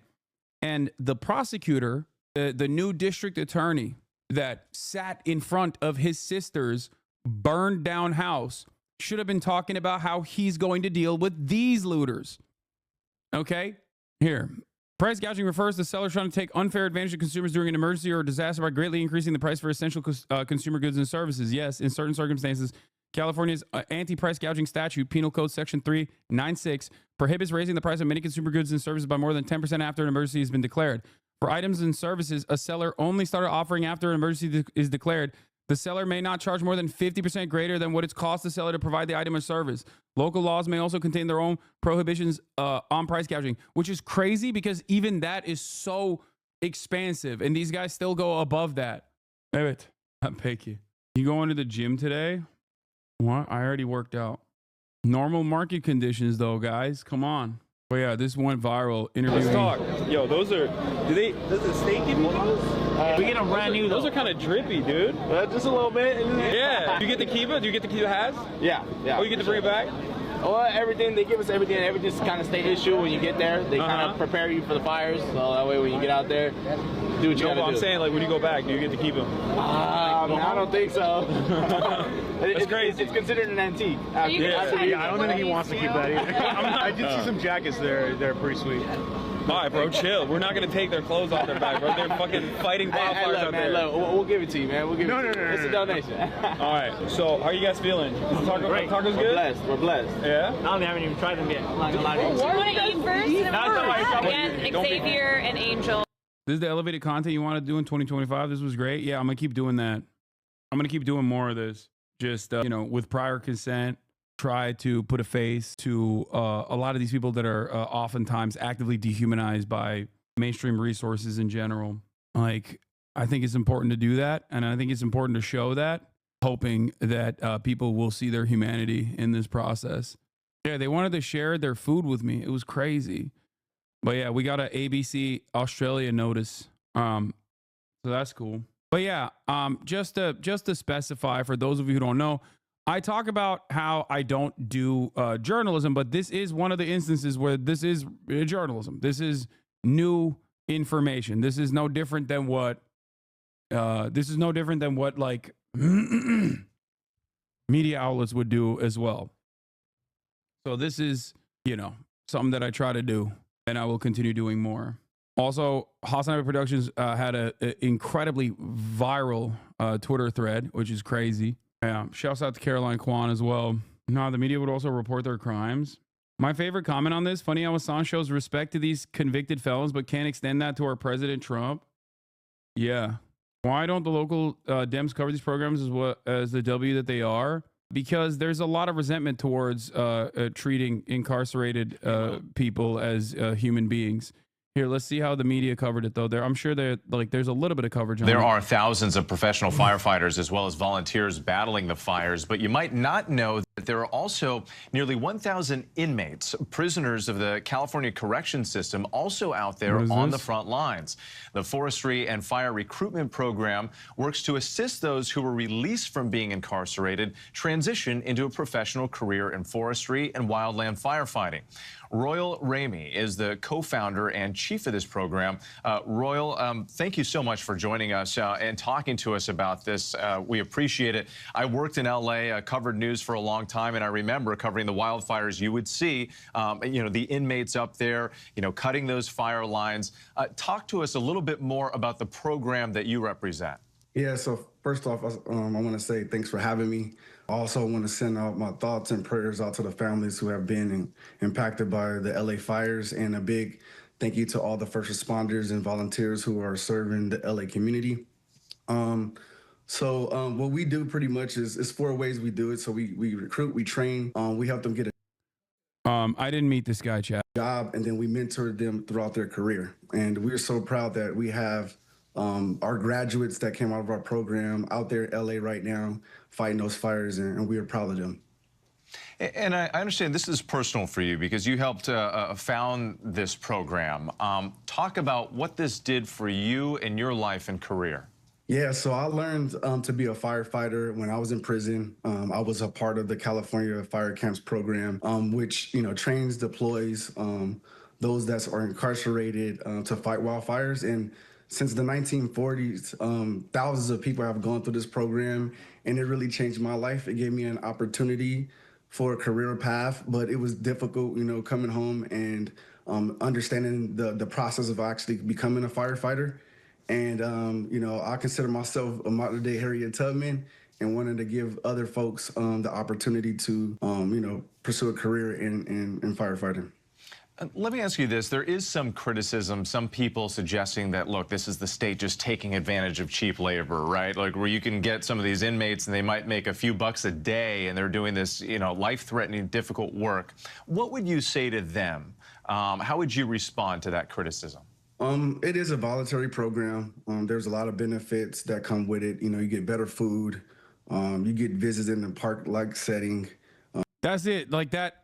So that's the point, which is quite literally the horrific conditions in regular prison is an additional incentive for a lot of these guys to go into this program, because then they get to be treated like human beings in the camp conditions as opposed to the prison conditions. And that to me is like, a very obvious indicator that there's so much more to solve in this carceral structure. But I'm not gonna look a gift horse in the mouth. Dormitory living. You get out in the community and folks are eligible to get time off. But for me, it exposed me to that career that I love now. And that's one of the reasons why I started FFRP. So for me, and my experience was kind of a roller coaster mentally, physically, emotionally. But for me, I turned that negative into a positive, and I found a career path that, that I love. And I'm just trying to help others find their path too. Well, Royal Ramey, thank you so much for taking the time. We appreciate you and all the incredible work that you and your colleagues are doing out there, saving lives and property. Thank you. Thank you. This is truly when we see the best of humanity is through these times. Tom Vakar has been live at Santa Anita Park in Arcadia for us. Tom, it just must be overwhelming to see the goodness in people's hearts. I think it's fair to call this a flash mob of friendship and faith. And I want you to just take a look at what's going on.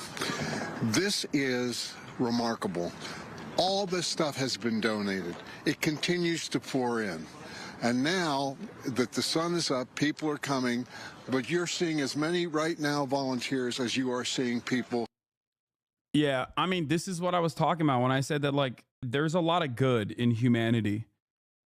Like, people talk about the looting and whatnot and really unnecessarily hyper focus on that. And it's very frustrating when, by and large, this is what people are doing. By and large, across the board, most people want to lend a helping hand. They understand that food and visits, clothes for the wealthy. Yes, you're right, dude. All of those like middle-class Altadena, all those middle-class Altadena families, dude. I don't know why people think that like wealthy people are going to go to this pile to get other people's used clothes. Like, what's wrong with you? No, these are people who need it. Okay. Just think, please think before you speak. Okay. Think before you speak. You look at like an incredibly wholesome situation and immediately go, how can I ruin the vibes here? Like, why? It's just like, in many respects, is the same exact mentality of like looking at ash, looking at like all the ash, all the rubble, and thinking, oh, they're gonna loot this stuff, man. We gotta start shooting looters. Like, it's just a very weird mentality that people have. And I think the internet has greatly worsened the sentiment. People just straight up have lost their capacity to engage in collective action and lost the capacity to see others as human beings. and they just only see them through the cynical lens where everyone is out to get me. Everyone's out to get others. And the internet makes it certainly a lot worse. The less we see our fellow man out in the real world, the more we spend time online, the more our interactions are relegated to the internet, the worse we become, the more cynical we become, the more isolated we become, and the more anti-human we become. It's crazy. And people see it as like a point of pride almost to like constantly seek out the worst possible framing of situations. Wow, what not a vice, sorry. They see it as a virtue.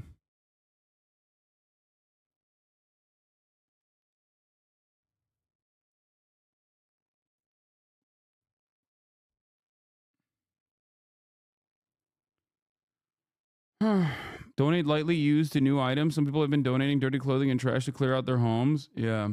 That are actually coming to get these things. This is a remarkable ad hoc, let's just do it because it's the right thing to do kind of thing. And all of this clothing, remember, if you left and you had only the clothes on your back, this is something really critical. And the other thing that you have to realize is that, like, these are people who lost everything. They lost all their clothes in the fire. They lost their home. They lost their most prized possessions that have tremendous impact in their lives. And now they're just like looking to recover, looking to survive, looking to start anew. And you're over here being like, nah, a middle-class person's getting shoes? Fuck that. Not on my watch, dude. this is something that a lot of people who are coming to were renters. And why I bring that up is yesterday there was a similar distribution at a park in Pasadena. They should wear the same clothes for the next month. Yeah. As they battle homelessness. But I talked to a gentleman there who lost his house in Altadena, and he talked about something really important, and that is the folks that are renters. Listen to this. I know this is hard. Reality, we've all been kind of, okay, live with it. It is what it is. It's happened. Be real about it. This is inspiring. The tears you see are of gratitude for people volunteering out of the kindness of their own hearts. Is it true that some of the out-of-state fire trucks weren't able to help because they had to wait for emissions testing that weren't open on the weekends? I'm gonna die. No. Okay. No, it's not true. It was fake on Twitter. It went viral on Twitter. No. And not only was it untrue, but like the Oregon firefighters Twitter account had already posted about how their engines were working in the state of California hours before that random Twitter account decided, well, California emissions testing. No. Sorry for getting aggressive with you, chatter. I'm not mad at you. I'm just so mad at the way that communication spreads, misinformation spreads. And it literally doesn't matter. It doesn't matter at all because it's so much, because it corresponds to prior biases that people have about like lol, California, lol. Yeah, you are the media now. Parker Cardwell is the guy who said at 3:26 p.m., okay, 4 hours after, to the dot, 4 hours after the Oregon State Fire Marshal had said, Oregon strike teams arrived Thursday and are assigned to the Palisades Fire. 11 of the teams began their assignments this AM. Teams are motivated, committed, and excited to get out on the line and help where they are needed. 4 hours after that, Parker was like, I just heard from my brother, a firefighter in Central Oregon. The 60 fire trucks today sent to support the LA fires are being held up in Sacramento for emissions testing. They likely won't pass inspection and won't be able to help. What a joke. And it got highlighted by the CEO of Twitter, Linda Yaccarino. Like, it's crazy to me that the Oregon State Fire Marshal has to send out information about, like, in a crisis moment, the Oregon State Fire Marshal has to send out a message to whoever will listen, and no one will listen because there's only 555 likes because this is a random tiny account. It just blows my mind the tendency that people have where they are infinitely more interested in spreading untruths than they are in exercising a little bit of critical thinking. Some people are born under certain circumstances, like you said, or like the young lady said, some people start ahead in the race. Young lady. And Caroline's also 33. That's still young, man. Come on, man. So some people circumstance. I literally take back everything I just said. I take back everything I said. I'm sure there are exceptions, but I just don't like acting like these homes are in very wealthy areas. It doesn't make sense to me. Yeah. Palisades and Malibu still have places where people have had their homes for many, many decades at this point. So not every single person is wealthy there either. But yes, Palisades and Malibu have some of the most expensive real estate, okay? Some of the most expensive real estate in Los Angeles. Altadena, on the other hand, another area of impact, is not an expensive real estate marketplace, okay? It doesn't matter. It's still a horrible situation. You don't know what people's background is. You don't know what they do on their day-to-day basis. Like, I just don't understand how you're pocket watching victims of a natural disaster. Like, it blows my mind. Bro is from Bel Air. No, I am not. I am not from Bel Air. Fuck him. Okay. If Hassan has 10,000 haters, I'm one of them. If he has 100 haters, I'm one of them. You If he are has from no Bel Air? haters, it's Okay, 'cause I'm from fat. Bel Air. I lied. You know, some people are Middle class or not, if you're in a country that has its support system stripped bare, then you are essentially one major crisis away from homelessness. That's going to be the case for many of these families. Yeah. California is home to the poorest and richest people. They literally live within blocks of each other sometimes. I don't know why that's so hard to understand for chatters. Yeah. I promise you that the folks in Altadena and surrounding area are not wealthy. Even if folks own their homes, most are folks who bought years ago and have already been consistently priced out of their homes. Those left now have been permanently pushed out and will most likely not be able to buy again in the area they lived in. Exactly. It's going to be an endless struggle to try to rebuild their houses in the same neighborhood that they lived in their whole lives now, in the land that they own, as all of these predatory, vulturous private equity firms try to seize as much of that land as possible to develop, I don't know, luxury high-rise condominiums or something, I don't know, that they can use as a tax break down the line as they can offset their other costs. Yeah, what causes you to want to live in LA? I love Los Angeles, man. I really do. There's a lot that sucks here, but, you know, I like it. That's it. It's going to be an endless struggle where these people are now going to, one, fight back against the vulturous and predatory private equity. They're going to have to fight back against their insurance companies that are going to work tirelessly around the clock to deny their claims that they paid for with their insurance. That is, if they are fortunate enough to not have their fire insurance canceled months before this wildfire took place without them even recognizing it. But the real looting starts now, and it's not like random broke people that are looking to steal a TV in the crisis. But just pay attention. Pay attention to how normalized and streamlined that process is. That process of looting that is infinitely more impactful, has a significantly higher dollar value. That process of looting is systematized. That process of looting, not dissimilar to the universal healthcare coverage that we talked about in the aftermath of Brian Thompson's assassination, allegedly in the hands of Luigi Mangione, allegedly. That kind of pain, no matter how universalized it is in a country like the United States of America that impacts virtually every single family at a certain point in their lives, that kind of violence, that kind of murder is socialized. People don't see it in the same way that they see a random mask-wearing thug who's going to come into your neighborhood in a scooter, okay? Although that kind of theft is far more consequential, and the dollar values that are stolen from the public in their weakest moments is far larger. This TikTok pissed me off about the looting. Yeah, I saw this. It's got 2.2 million views since the last time I checked it. Last time I looked at it, it had 1.6 million. This guy is out of his mind for this. He doesn't even live in Los Angeles. He's talking about like, yeah, ladies, protect your own. It's got 2.2 million likes, dude. This is magical. It is magical, and he pointed out to me something. He says, you know, we have insurance. We're in a hotel. We're going to be okay, as difficult as it is for him to have lost his house. But he says, you know, the renters, that's a whole different thing. Many of them have nothing, and they've left with nothing, and they have nothing to go back to. So as a result, something like this is a real ray of hope. And as the sun comes up, those rays of hope are shining on this, and this will Chuck Dice, thank you for the 25 gifted subs. Last until Wednesday here, and as a result of that, there are people that are going to be able to do that. And yes, it won't be just the victims of Altadena, but there's a lot of need all over California, to say the least, in the country.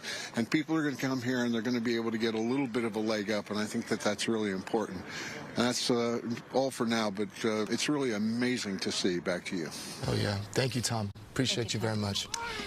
We want to get right to that growing situation in LA. Even though winds were calmer yesterday, firefighters had just hours of relief because overnight, those Santa Ana winds picked up yet again, raising concerns that the wildfires could grow and more homes could be threatened. Let's talk about where we stand this morning. The death toll right now rising to 16, with 13 people still missing, although it's unclear whether those are all fire-related. Over 150,000 people are under evacuation orders. Over 71,000 customers are dealing with power outages. And more than 12,000 structures have been damaged or destroyed, and new evacuation orders were issued overnight. At least 8 states and 2 countries, Canada and now Mexico, pitching in to help fight the fires. We have team coverage this morning, beginning with Matt Rivers in Pacific Palisades for us. Matt, good morning. Hey, good morning. With yesterday, very tense scenes in a Brentwood neighborhood where we saw flames coming right up close to some properties there. But firefighters were able to fight those flames yesterday, thanks in part to a lull in the winds. The winds have gone down a little bit. That's a good thing. I think there's an uneasy calm right now in Los Angeles as we are expecting those winds to pick back up this week.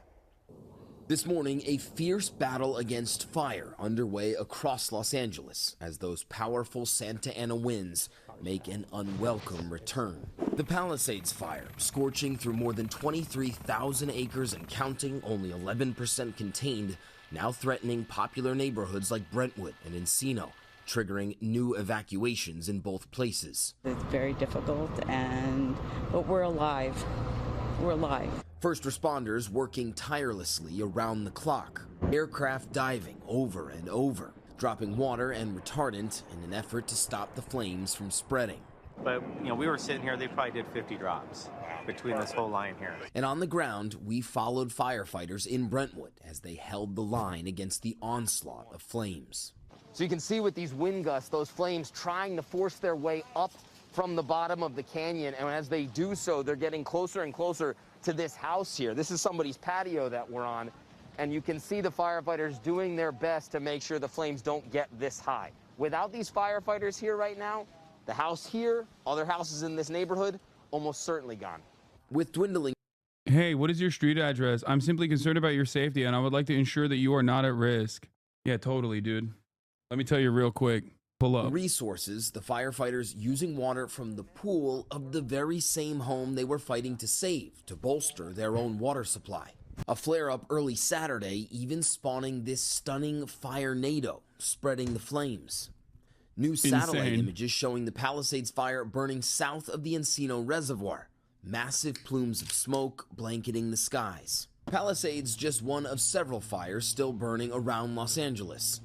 The Eaton fire scorching through more than 14,000 acres and only 15% contained. Malcolm Stewart did his best to save lives the night that fire broke out near his home in Altadena, racing around without water, still trying to put out the flames. I wasn't even thinking about it. I was just thinking about trying to save my neighborhood. I grew up here. And he managed to save several homes, but for so many others, he could only watch.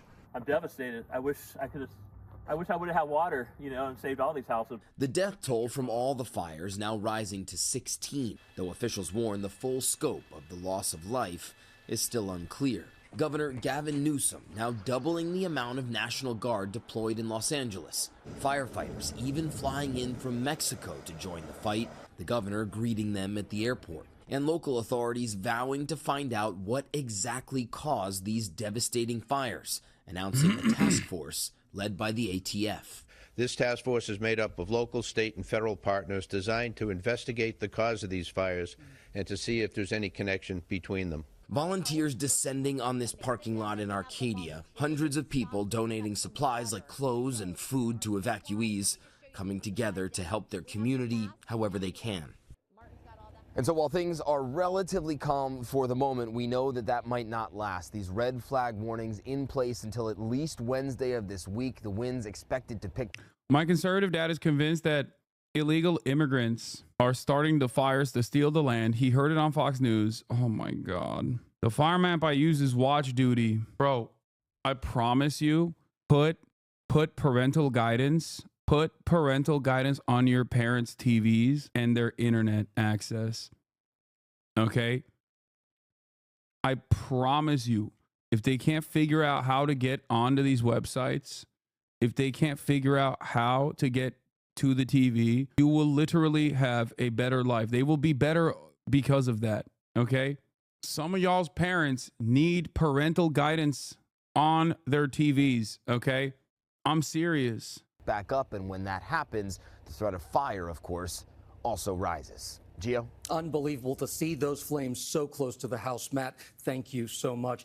Now to the growing questions about LA County's response to the fires and the lack of water to fight them. ABC's Jacqueline Lee is in Altadena with this major part of the story. Good morning, Jacqueline. Gio, good morning. That access to water critical for first responders and residents. You can see those flames burning in the hillside. It's powerful destruction so widespread. This used to be a coffee shop with nothing left behind. This morning, as people trickle back into their devastated communities. I can see my washing machine. I can see so many remnants of what used to be. Mujike Cooper and her fiance Alex stunned to see the Altadena home they spent 4 years in reduced to ashes. What do you guys regret not taking with you?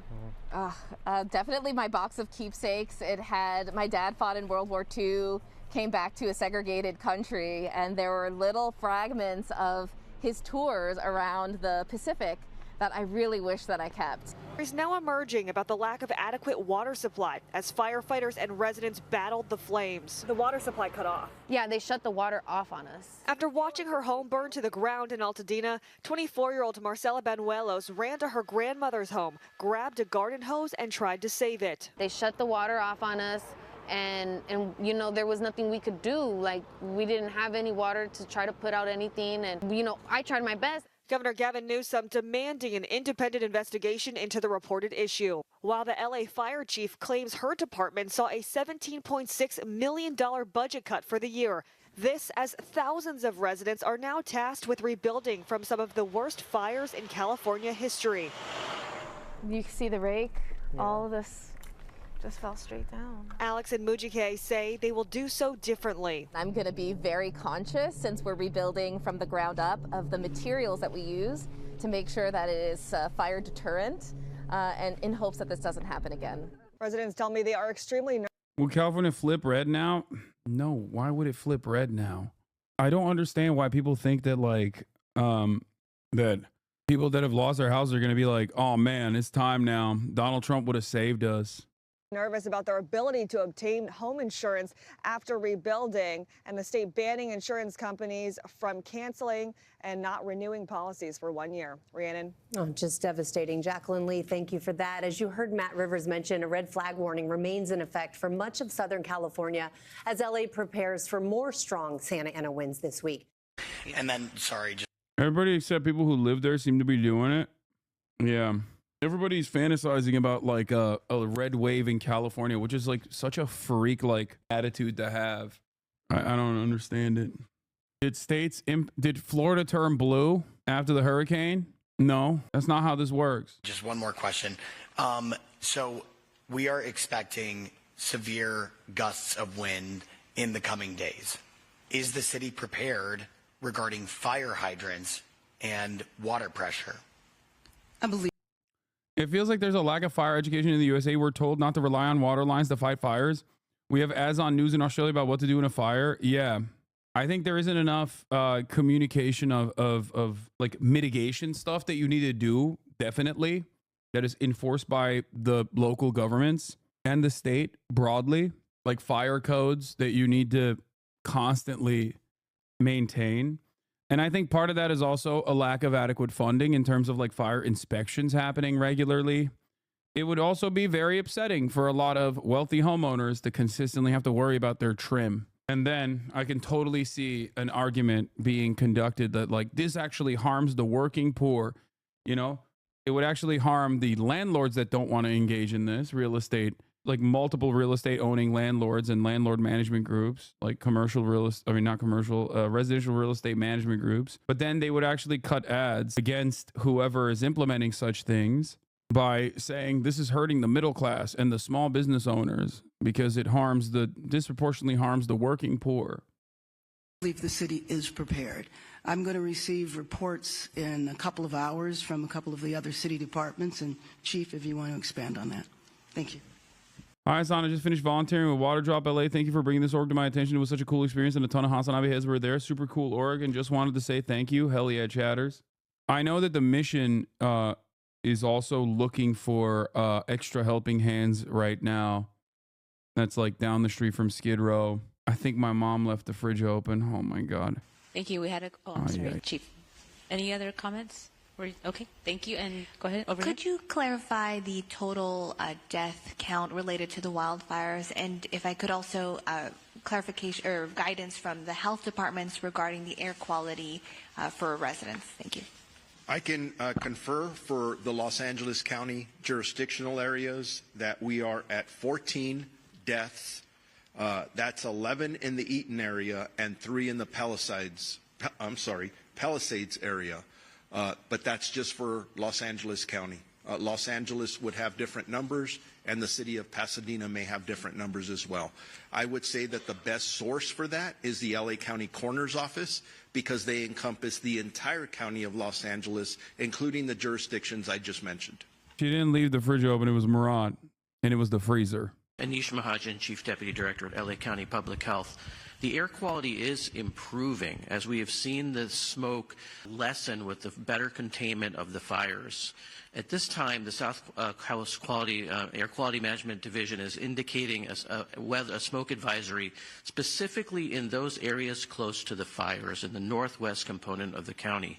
County residents should continue to monitor the air quality index, the AQI levels, wherever they are, but we are seeing improved AQI numbers. And so we encourage residents who are closest to the fire, who are smelling smoke or seeing it, who have the AQI levels in the unhealthy zones, to be using masks when they're outside. And I apologize, Tom Hansen with CBS News. What, if any, concern is there about animosity from the incoming Trump administration toward California and its efforts to fight this fire? And that's Mayor Bass, that's directly to you. Actually, I'm not worried about that. I mean, I joined in the invitation to the incoming president to come to Los Angeles. I joined with the supervisor and the governor, spoke directly with the incoming administration yesterday. It was a fine call, so I'm not concerned about that. There are also, as I mentioned before, a number of my former colleagues who are up for confirmation. I feel like I will have good relations there. Is the incoming president expected to come here? I believe so. I mean, it was a positive response yesterday. Yeah, you know, I will say, knowing what I know, and I represent Altadena, which is probably the most diverse community that in the 5th District. This is the exact constituency that he was talking to. You've got socioeconomics from all walks of life, and they are suffering. So I am confident that this president will come. Well, my conversation also yesterday was throwing around possible points of timing. Hey, it's Will Kane. Click here to subscribe. No. First, let's take a look at the criticism from the man who will be president in 8 days' time. Donald Trump said the fires are still raging in L.A. It's so cool that Donald Trump gets to have zero accountability permanently when he's in office as the president, but everyone else has maximum accountability all the time. Like, the fires are the governor's fault, okay? But it's also never the president's fault. I need you to understand. Now, he wasn't president during this time, okay? And that's fine. But given the tendency for accelerated weather conditions caused by anthropogenic climate change, we're probably going to see a bunch of other natural disasters under Donald Trump's leadership as well. But of course, none of that will be a problem. We have seen many natural disasters under Donald Trump's leadership. I mean, he chucked paper towels at the people of Puerto Rico, if you remember, famously. It's great. The incompetent Poles have no idea how to put them out. Thousands of magnificent houses are gone and many more will soon be lost. There is death. That's so funny. He's so real estate developer brain, dude. Magnificent houses that were built so perfectly, let me tell you. All of these beautiful looking, magnificent houses. Like, it's understandable to point to the property loss in that situation. Obviously, it's devastating, but it is pretty funny. He's like, they're magnificent. The houses were magnificent. All over the place. This is one of the worst catastrophes in the history of our country. They just can't put out the fires. What's wrong with them? Well, the governor has responded to the incoming president's comments in an interview with NBC. He's hit back at what he calls misinformation. Coming. Called for him to come out, take a look for himself. We want to do it in the spirit of an open hand, not a closed fist. He's the president-elect. I respect the office. We have a president of the United States that within 36 hours provided a major disaster declaration over a text. We had support from the president of the United States, Joe Biden, with 100% reimbursement, all the resources you could hope for or imagine, constant communication. I'd like to extend that to the president-elect. I don't know what he's referring to when he talks about the Delta smelt in reservoirs. The reservoirs are completely full, the state reservoirs here in Southern California. That mis and disinformation, I don't think advantages or aids. It is pretty wild that like when you are in the midst of, look, you're in the midst of dealing with a major, perhaps the most expensive natural disaster in American history, right?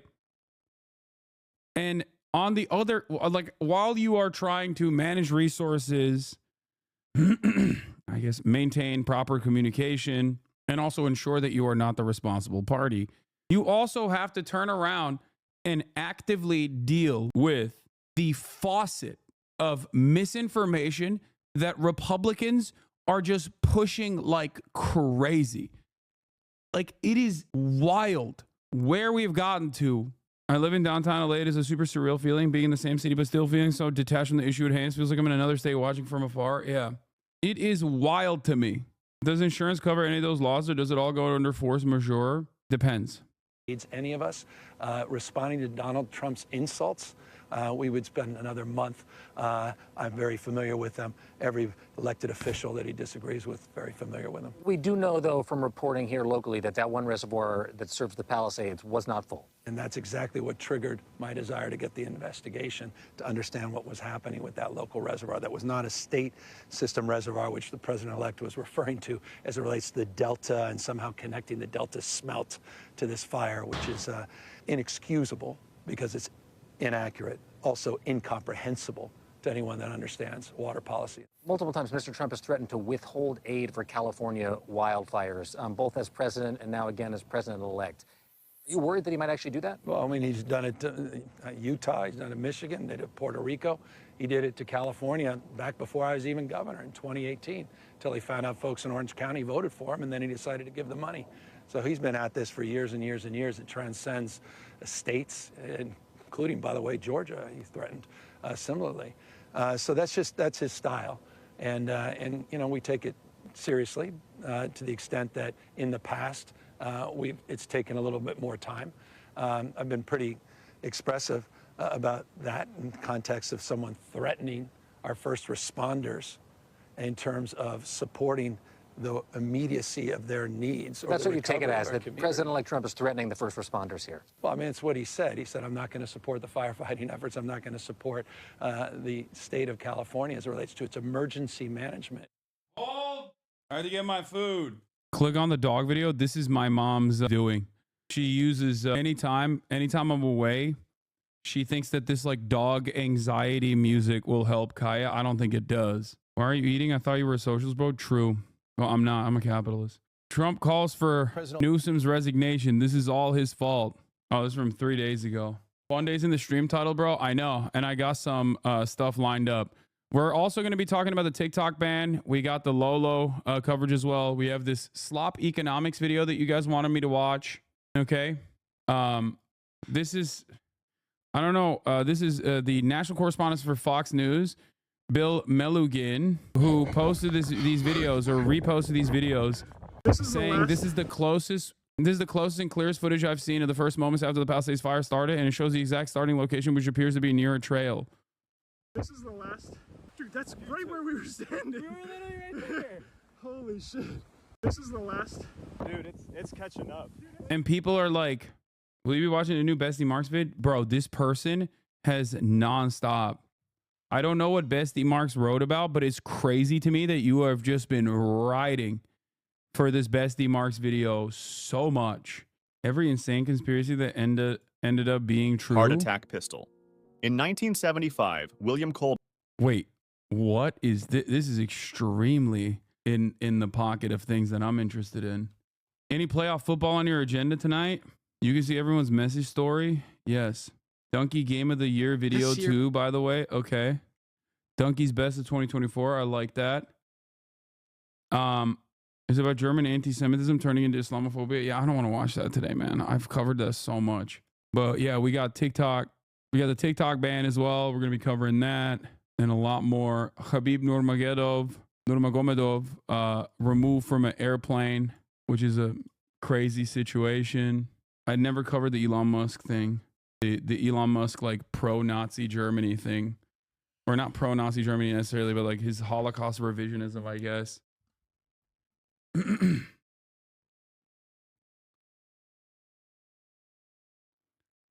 Southern California Edison preserving equipment near Eaton fire starting point. The number of faults on the power grid near 3 of the major Los Angeles County fires skyrocketed in the hours before the blazes began, according to a company that monitors electrical activity. Bob Marshall, the chief executive of Whisker Labs, said in an interview with The Times, the areas near the Eaton, Palisades, and Hearst fires all saw massive increases in faults in the hours leading up to the fires. Faults on the power grid are caused by 3 limbs hitting electrical wires or wires hitting one another, among other causes. Each fault causes a spark. This isn't 100%. This is not 100%. But you know, we'll see. We'll see what it is, but it's not. It wouldn't surprise me at all. Like I've mentioned before. All right, let's do this. Every insane conspiracy theory that turned out to be true. Colby, the CIA director at the time, had to testify in front of a committee that was investigating the CIA.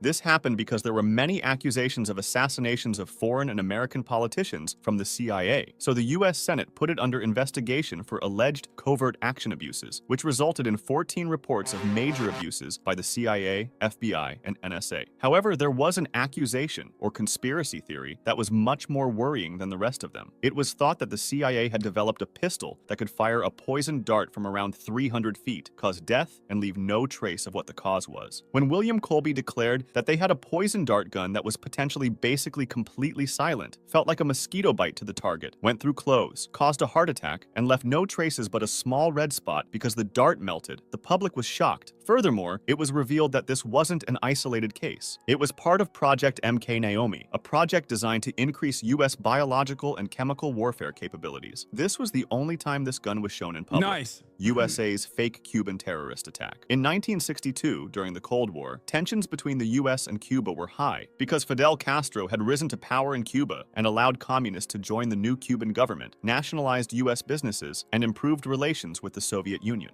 Furthermore, the Cuban Missile Crisis happened when the Soviet Union placed nuclear missiles capable of hitting the US on Cuban. Unacceptable. Wait, you can tell a lot about an account's politics and understanding of history if they mention what preceded the Cuban Missile Crisis. Very important. Now, of course, as a Turkish man, this hits close to home.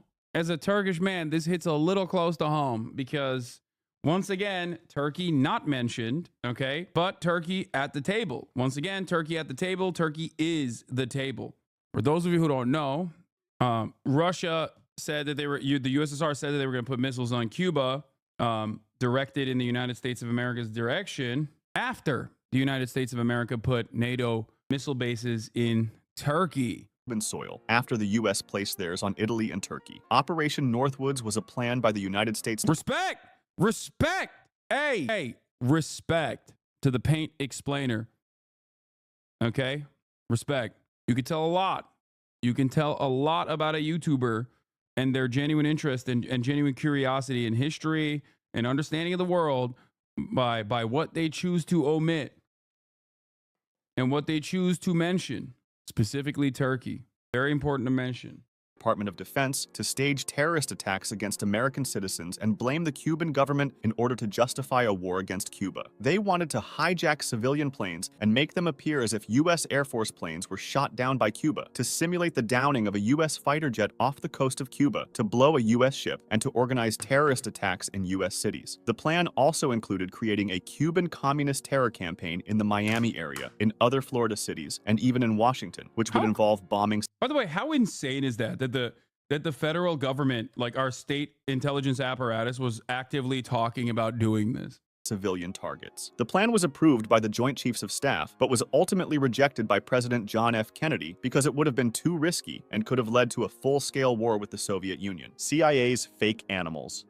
In the 1970s, the CIA developed what they called the Insectothopter, which was a drone the size of a dragonfly and hand-painted to look like one. It was kept secret until December 2003, when it was revealed to the public at the CIA Museum, and the project was abandoned because it was too difficult to fly in crosswinds. Another similar project was the AeroVironment Nano Hummingbird, created with specifications given by the Defense Advanced Research Projects Agency. These weren't the only times they used animals or crafted fake animals to spy on their enemies. During the Cold War, they developed a camera so light that it could be carried by pigeons in order to take aerial photos. I wonder what happened to John F. Kennedy.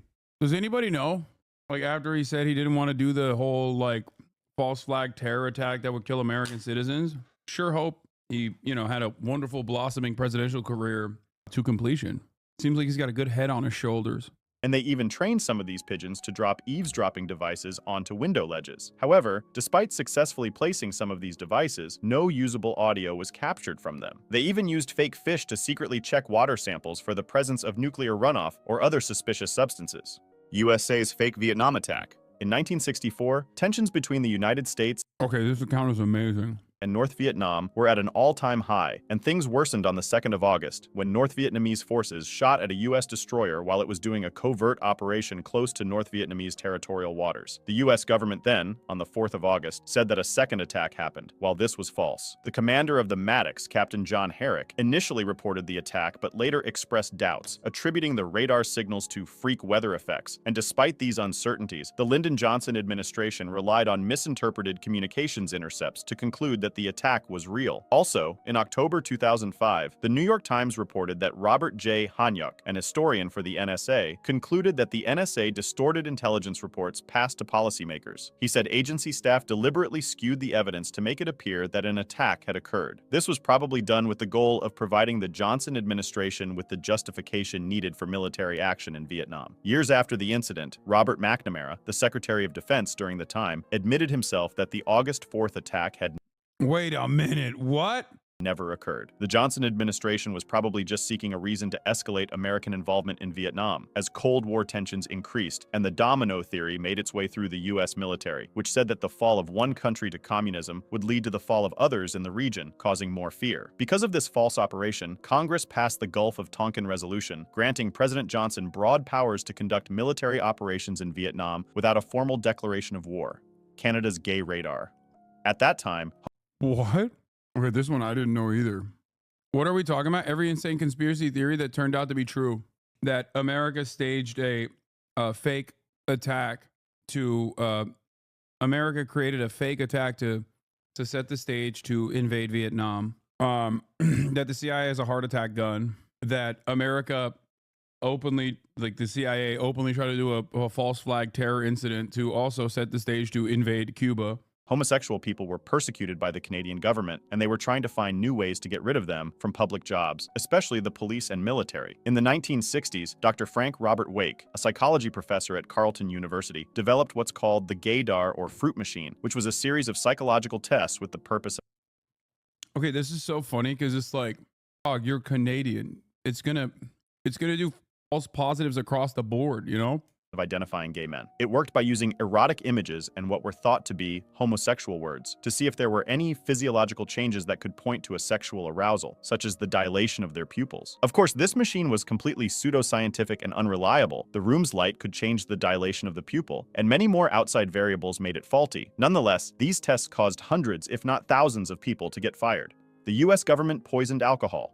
From 1920 to 1933, the United States banned alcohol, entering the Prohibition era. This made the alcohol black market flourish, enabling criminal organizations like the mafia to enrich themselves. So the United States government had to find a way to stop this. They went to extreme lengths to try to reduce the black market's activity and to make people stop drinking, but their efforts had poor results. So the government became frustrated and started adding large amounts of methyl alcohol, a substance that made the illegal drinks really dangerous, as a very small amount of undiluted methyl alcohol could kill a human being. This was probably done thinking that the black market sellers would have avoided selling poisoned alcohol to their customers, as they would have lost them when they died. But they didn't take into account that the demand for illegal alcohol was so booming at the time that the sellers didn't really care about their customers' lives. The effects quickly showed. In 1926, in New York City, 585 people died from this government action, and over 5,000 fatalities from this poisoning, at least a 600% increase I don't know this either. from the previous deaths from alcohol were said to have resulted in the entire country. CIA's fake vaccines. During the hunt I didn't know this. This account is amazing. for Osama bin Laden, the CIA conducted a secret operation using a fake hepatitis vaccination program in Pakistan to illegally collect blood samples and confirm the presence of bin Laden or his family. The CIA planned to compare the DNA samples collected from the program with the DNA of bin Laden's sister, who had died in Boston in 2010. The program ultimately failed. It led to the arrest of a participating doctor, Shakil Afridi, and was widely criticized for undermining public health. The operation is blamed for increasing vaccine hesitancy in Pakistan and triggering violence against healthcare workers, who were perceived as spies. As a result, Pakistan saw a resurgence of polio, becoming the country with the highest number of polio cases in the world by 2014. The CIA director issued a directive in 2013 prohibiting the agency from using vaccination programs for operational purposes, including Would it shock you to find out that the CIA deliberately spread vaccine misinformation as recently as 2021 and 2022? I wonder if he'll talk about this, but China, in an effort to increase soft power and also not be weird, gross, profit-seeking monsters, decided to send Sinovac, their own COVID vaccine, to the Philippines. Now, if you know anything about China, there's a lot of, let's just say, back and forth, a lot of water wars going on in the South China Sea, where Filipino boats will sometimes be sprayed with water by the Chinese Coast Guard. So there's already a little bit of friction between the two nations, but China wanted to offer a lending hand to the Philippines, whereas Western nations were taking their sweet time in delivering vaccines to the country.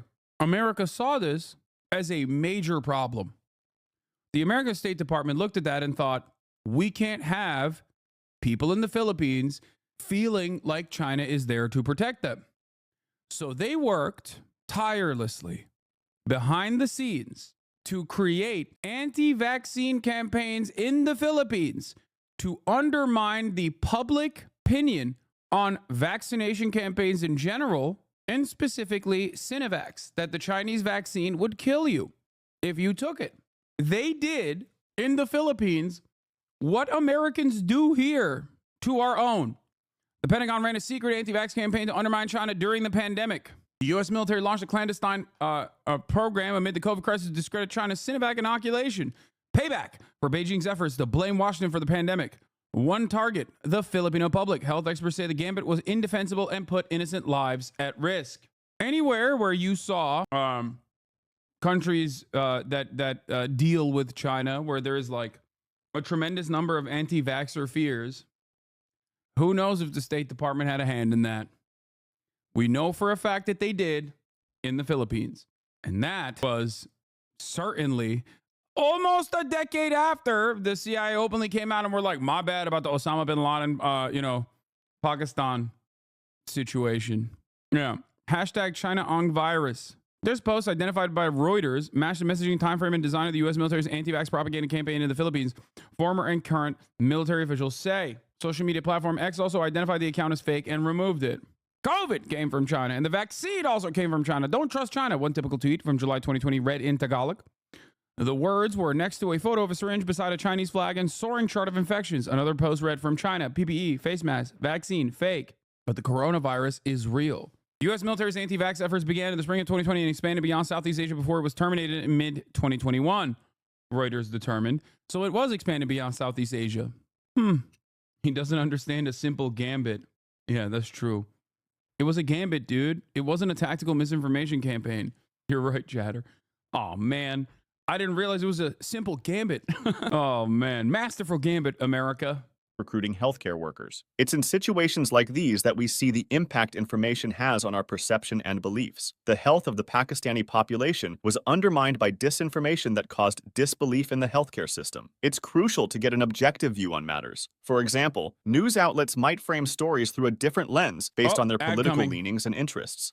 Fortunately, today's sponsor, Ground News, addresses this issue by enabling us to see a broader, unbiased perspective by gathering information from a multitude of sources. For example, it has been reported that Mexico warned they would impose their own tariffs in retaliation if Trump were to impose a 25% tariff on Mexican goods. 348 sources reported on this, primarily from the center, with less coverage from right and left-leaning outlets. This creates what Ground News calls a potential blind spot in critical analysis for people who typically consume right and left-leaning sources. The differences in I do find it funny that many of my friends who do wonderful YouTube videos, this guy I don't know, but he very clearly is like a smart guy, have Ground News as like a major advertiser.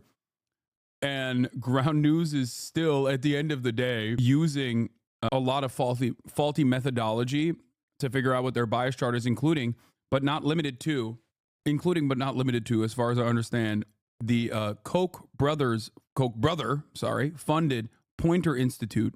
Like media bias ranking structures are entirely dominated by far-right billionaires that have set up these like supposedly apolitical apolitical institutions that almost always exhibit a right-wing bias. Coverage between political leanings are clear. For example, a right-leaning source calls Trump's tariff proposition a threat, while a left-leaning source describes the situation in a more intense way. Ground News doesn't tell you what to think. They gather the world's news to help you come to your own independent conclusions. One of my favorite features is their blind spot feed, which shows you stories underreported by one side of the political spectrum, so I can see stories I normally wouldn't have. I really think Ground News' mission aligns with what I aim to do here on my channel, so go to ground.news. I don't think these guys know that, by the way. And also I still don't have an issue with Ground News. I don't really care. News/TPE to stay informed with context you can't find anywhere else. Or scan my QR code for 50% off the same top-tier Vantage plan I use for unlimited access to all their features. Thanks again to Ground News for sponsoring this video. Operation Sea Spray. In 1950, the Navy wanted to test the vulnerability of a city like San Francisco to a biological weapons attack in a project called Operation Sea Spray. To do so, they released two types of bacteria, Serratia marcescens and Bacillus globigii, into San Francisco Bay. The operation happened between September 20th and 27th, and the bacteria were released from a ship off the coast of San Francisco. It's said that they did this because they thought they would have been harmless to humans, but on October 11th, 11 residents checked into Stanford Hospital in San Francisco with very rare serious urinary tract infections. 10 of them recovered, but one man, who had had recent prostate surgery, died 3 weeks later from a heart valve infection. His relatives later tried to sue the government, but they lost because the bacteria used in the test was unproven to be responsible for his death. The urinary tract outbreak was so unusual that the Stanford doctors wrote it up for a medical journal. None of the other hospitals in the city reported similar spikes in cases, and all 11 victims had urinary tract infections following medical procedures, suggesting that the source of their infections was inside the hospital. Cases of pneumonia in San Francisco also increased after Serratia marcescens was released, even though a causal relationship has not been established. Overall, the Army determined that San Francisco had received enough of— Dude, it's so crazy that, like, the American government is so out of pocket. This is something I try to explain to people all the time. Like, they don't even care about Americans, man. Like, what is the expectation that they would ever care about, like, Palestinians or Pakistani people or the Filipino population? They don't even care about Americans. These same institutions are supposed to, you know, protect all Americans from enemies, both domestic and foreign. Meanwhile, we need protection from the military. Damn, this guy's good.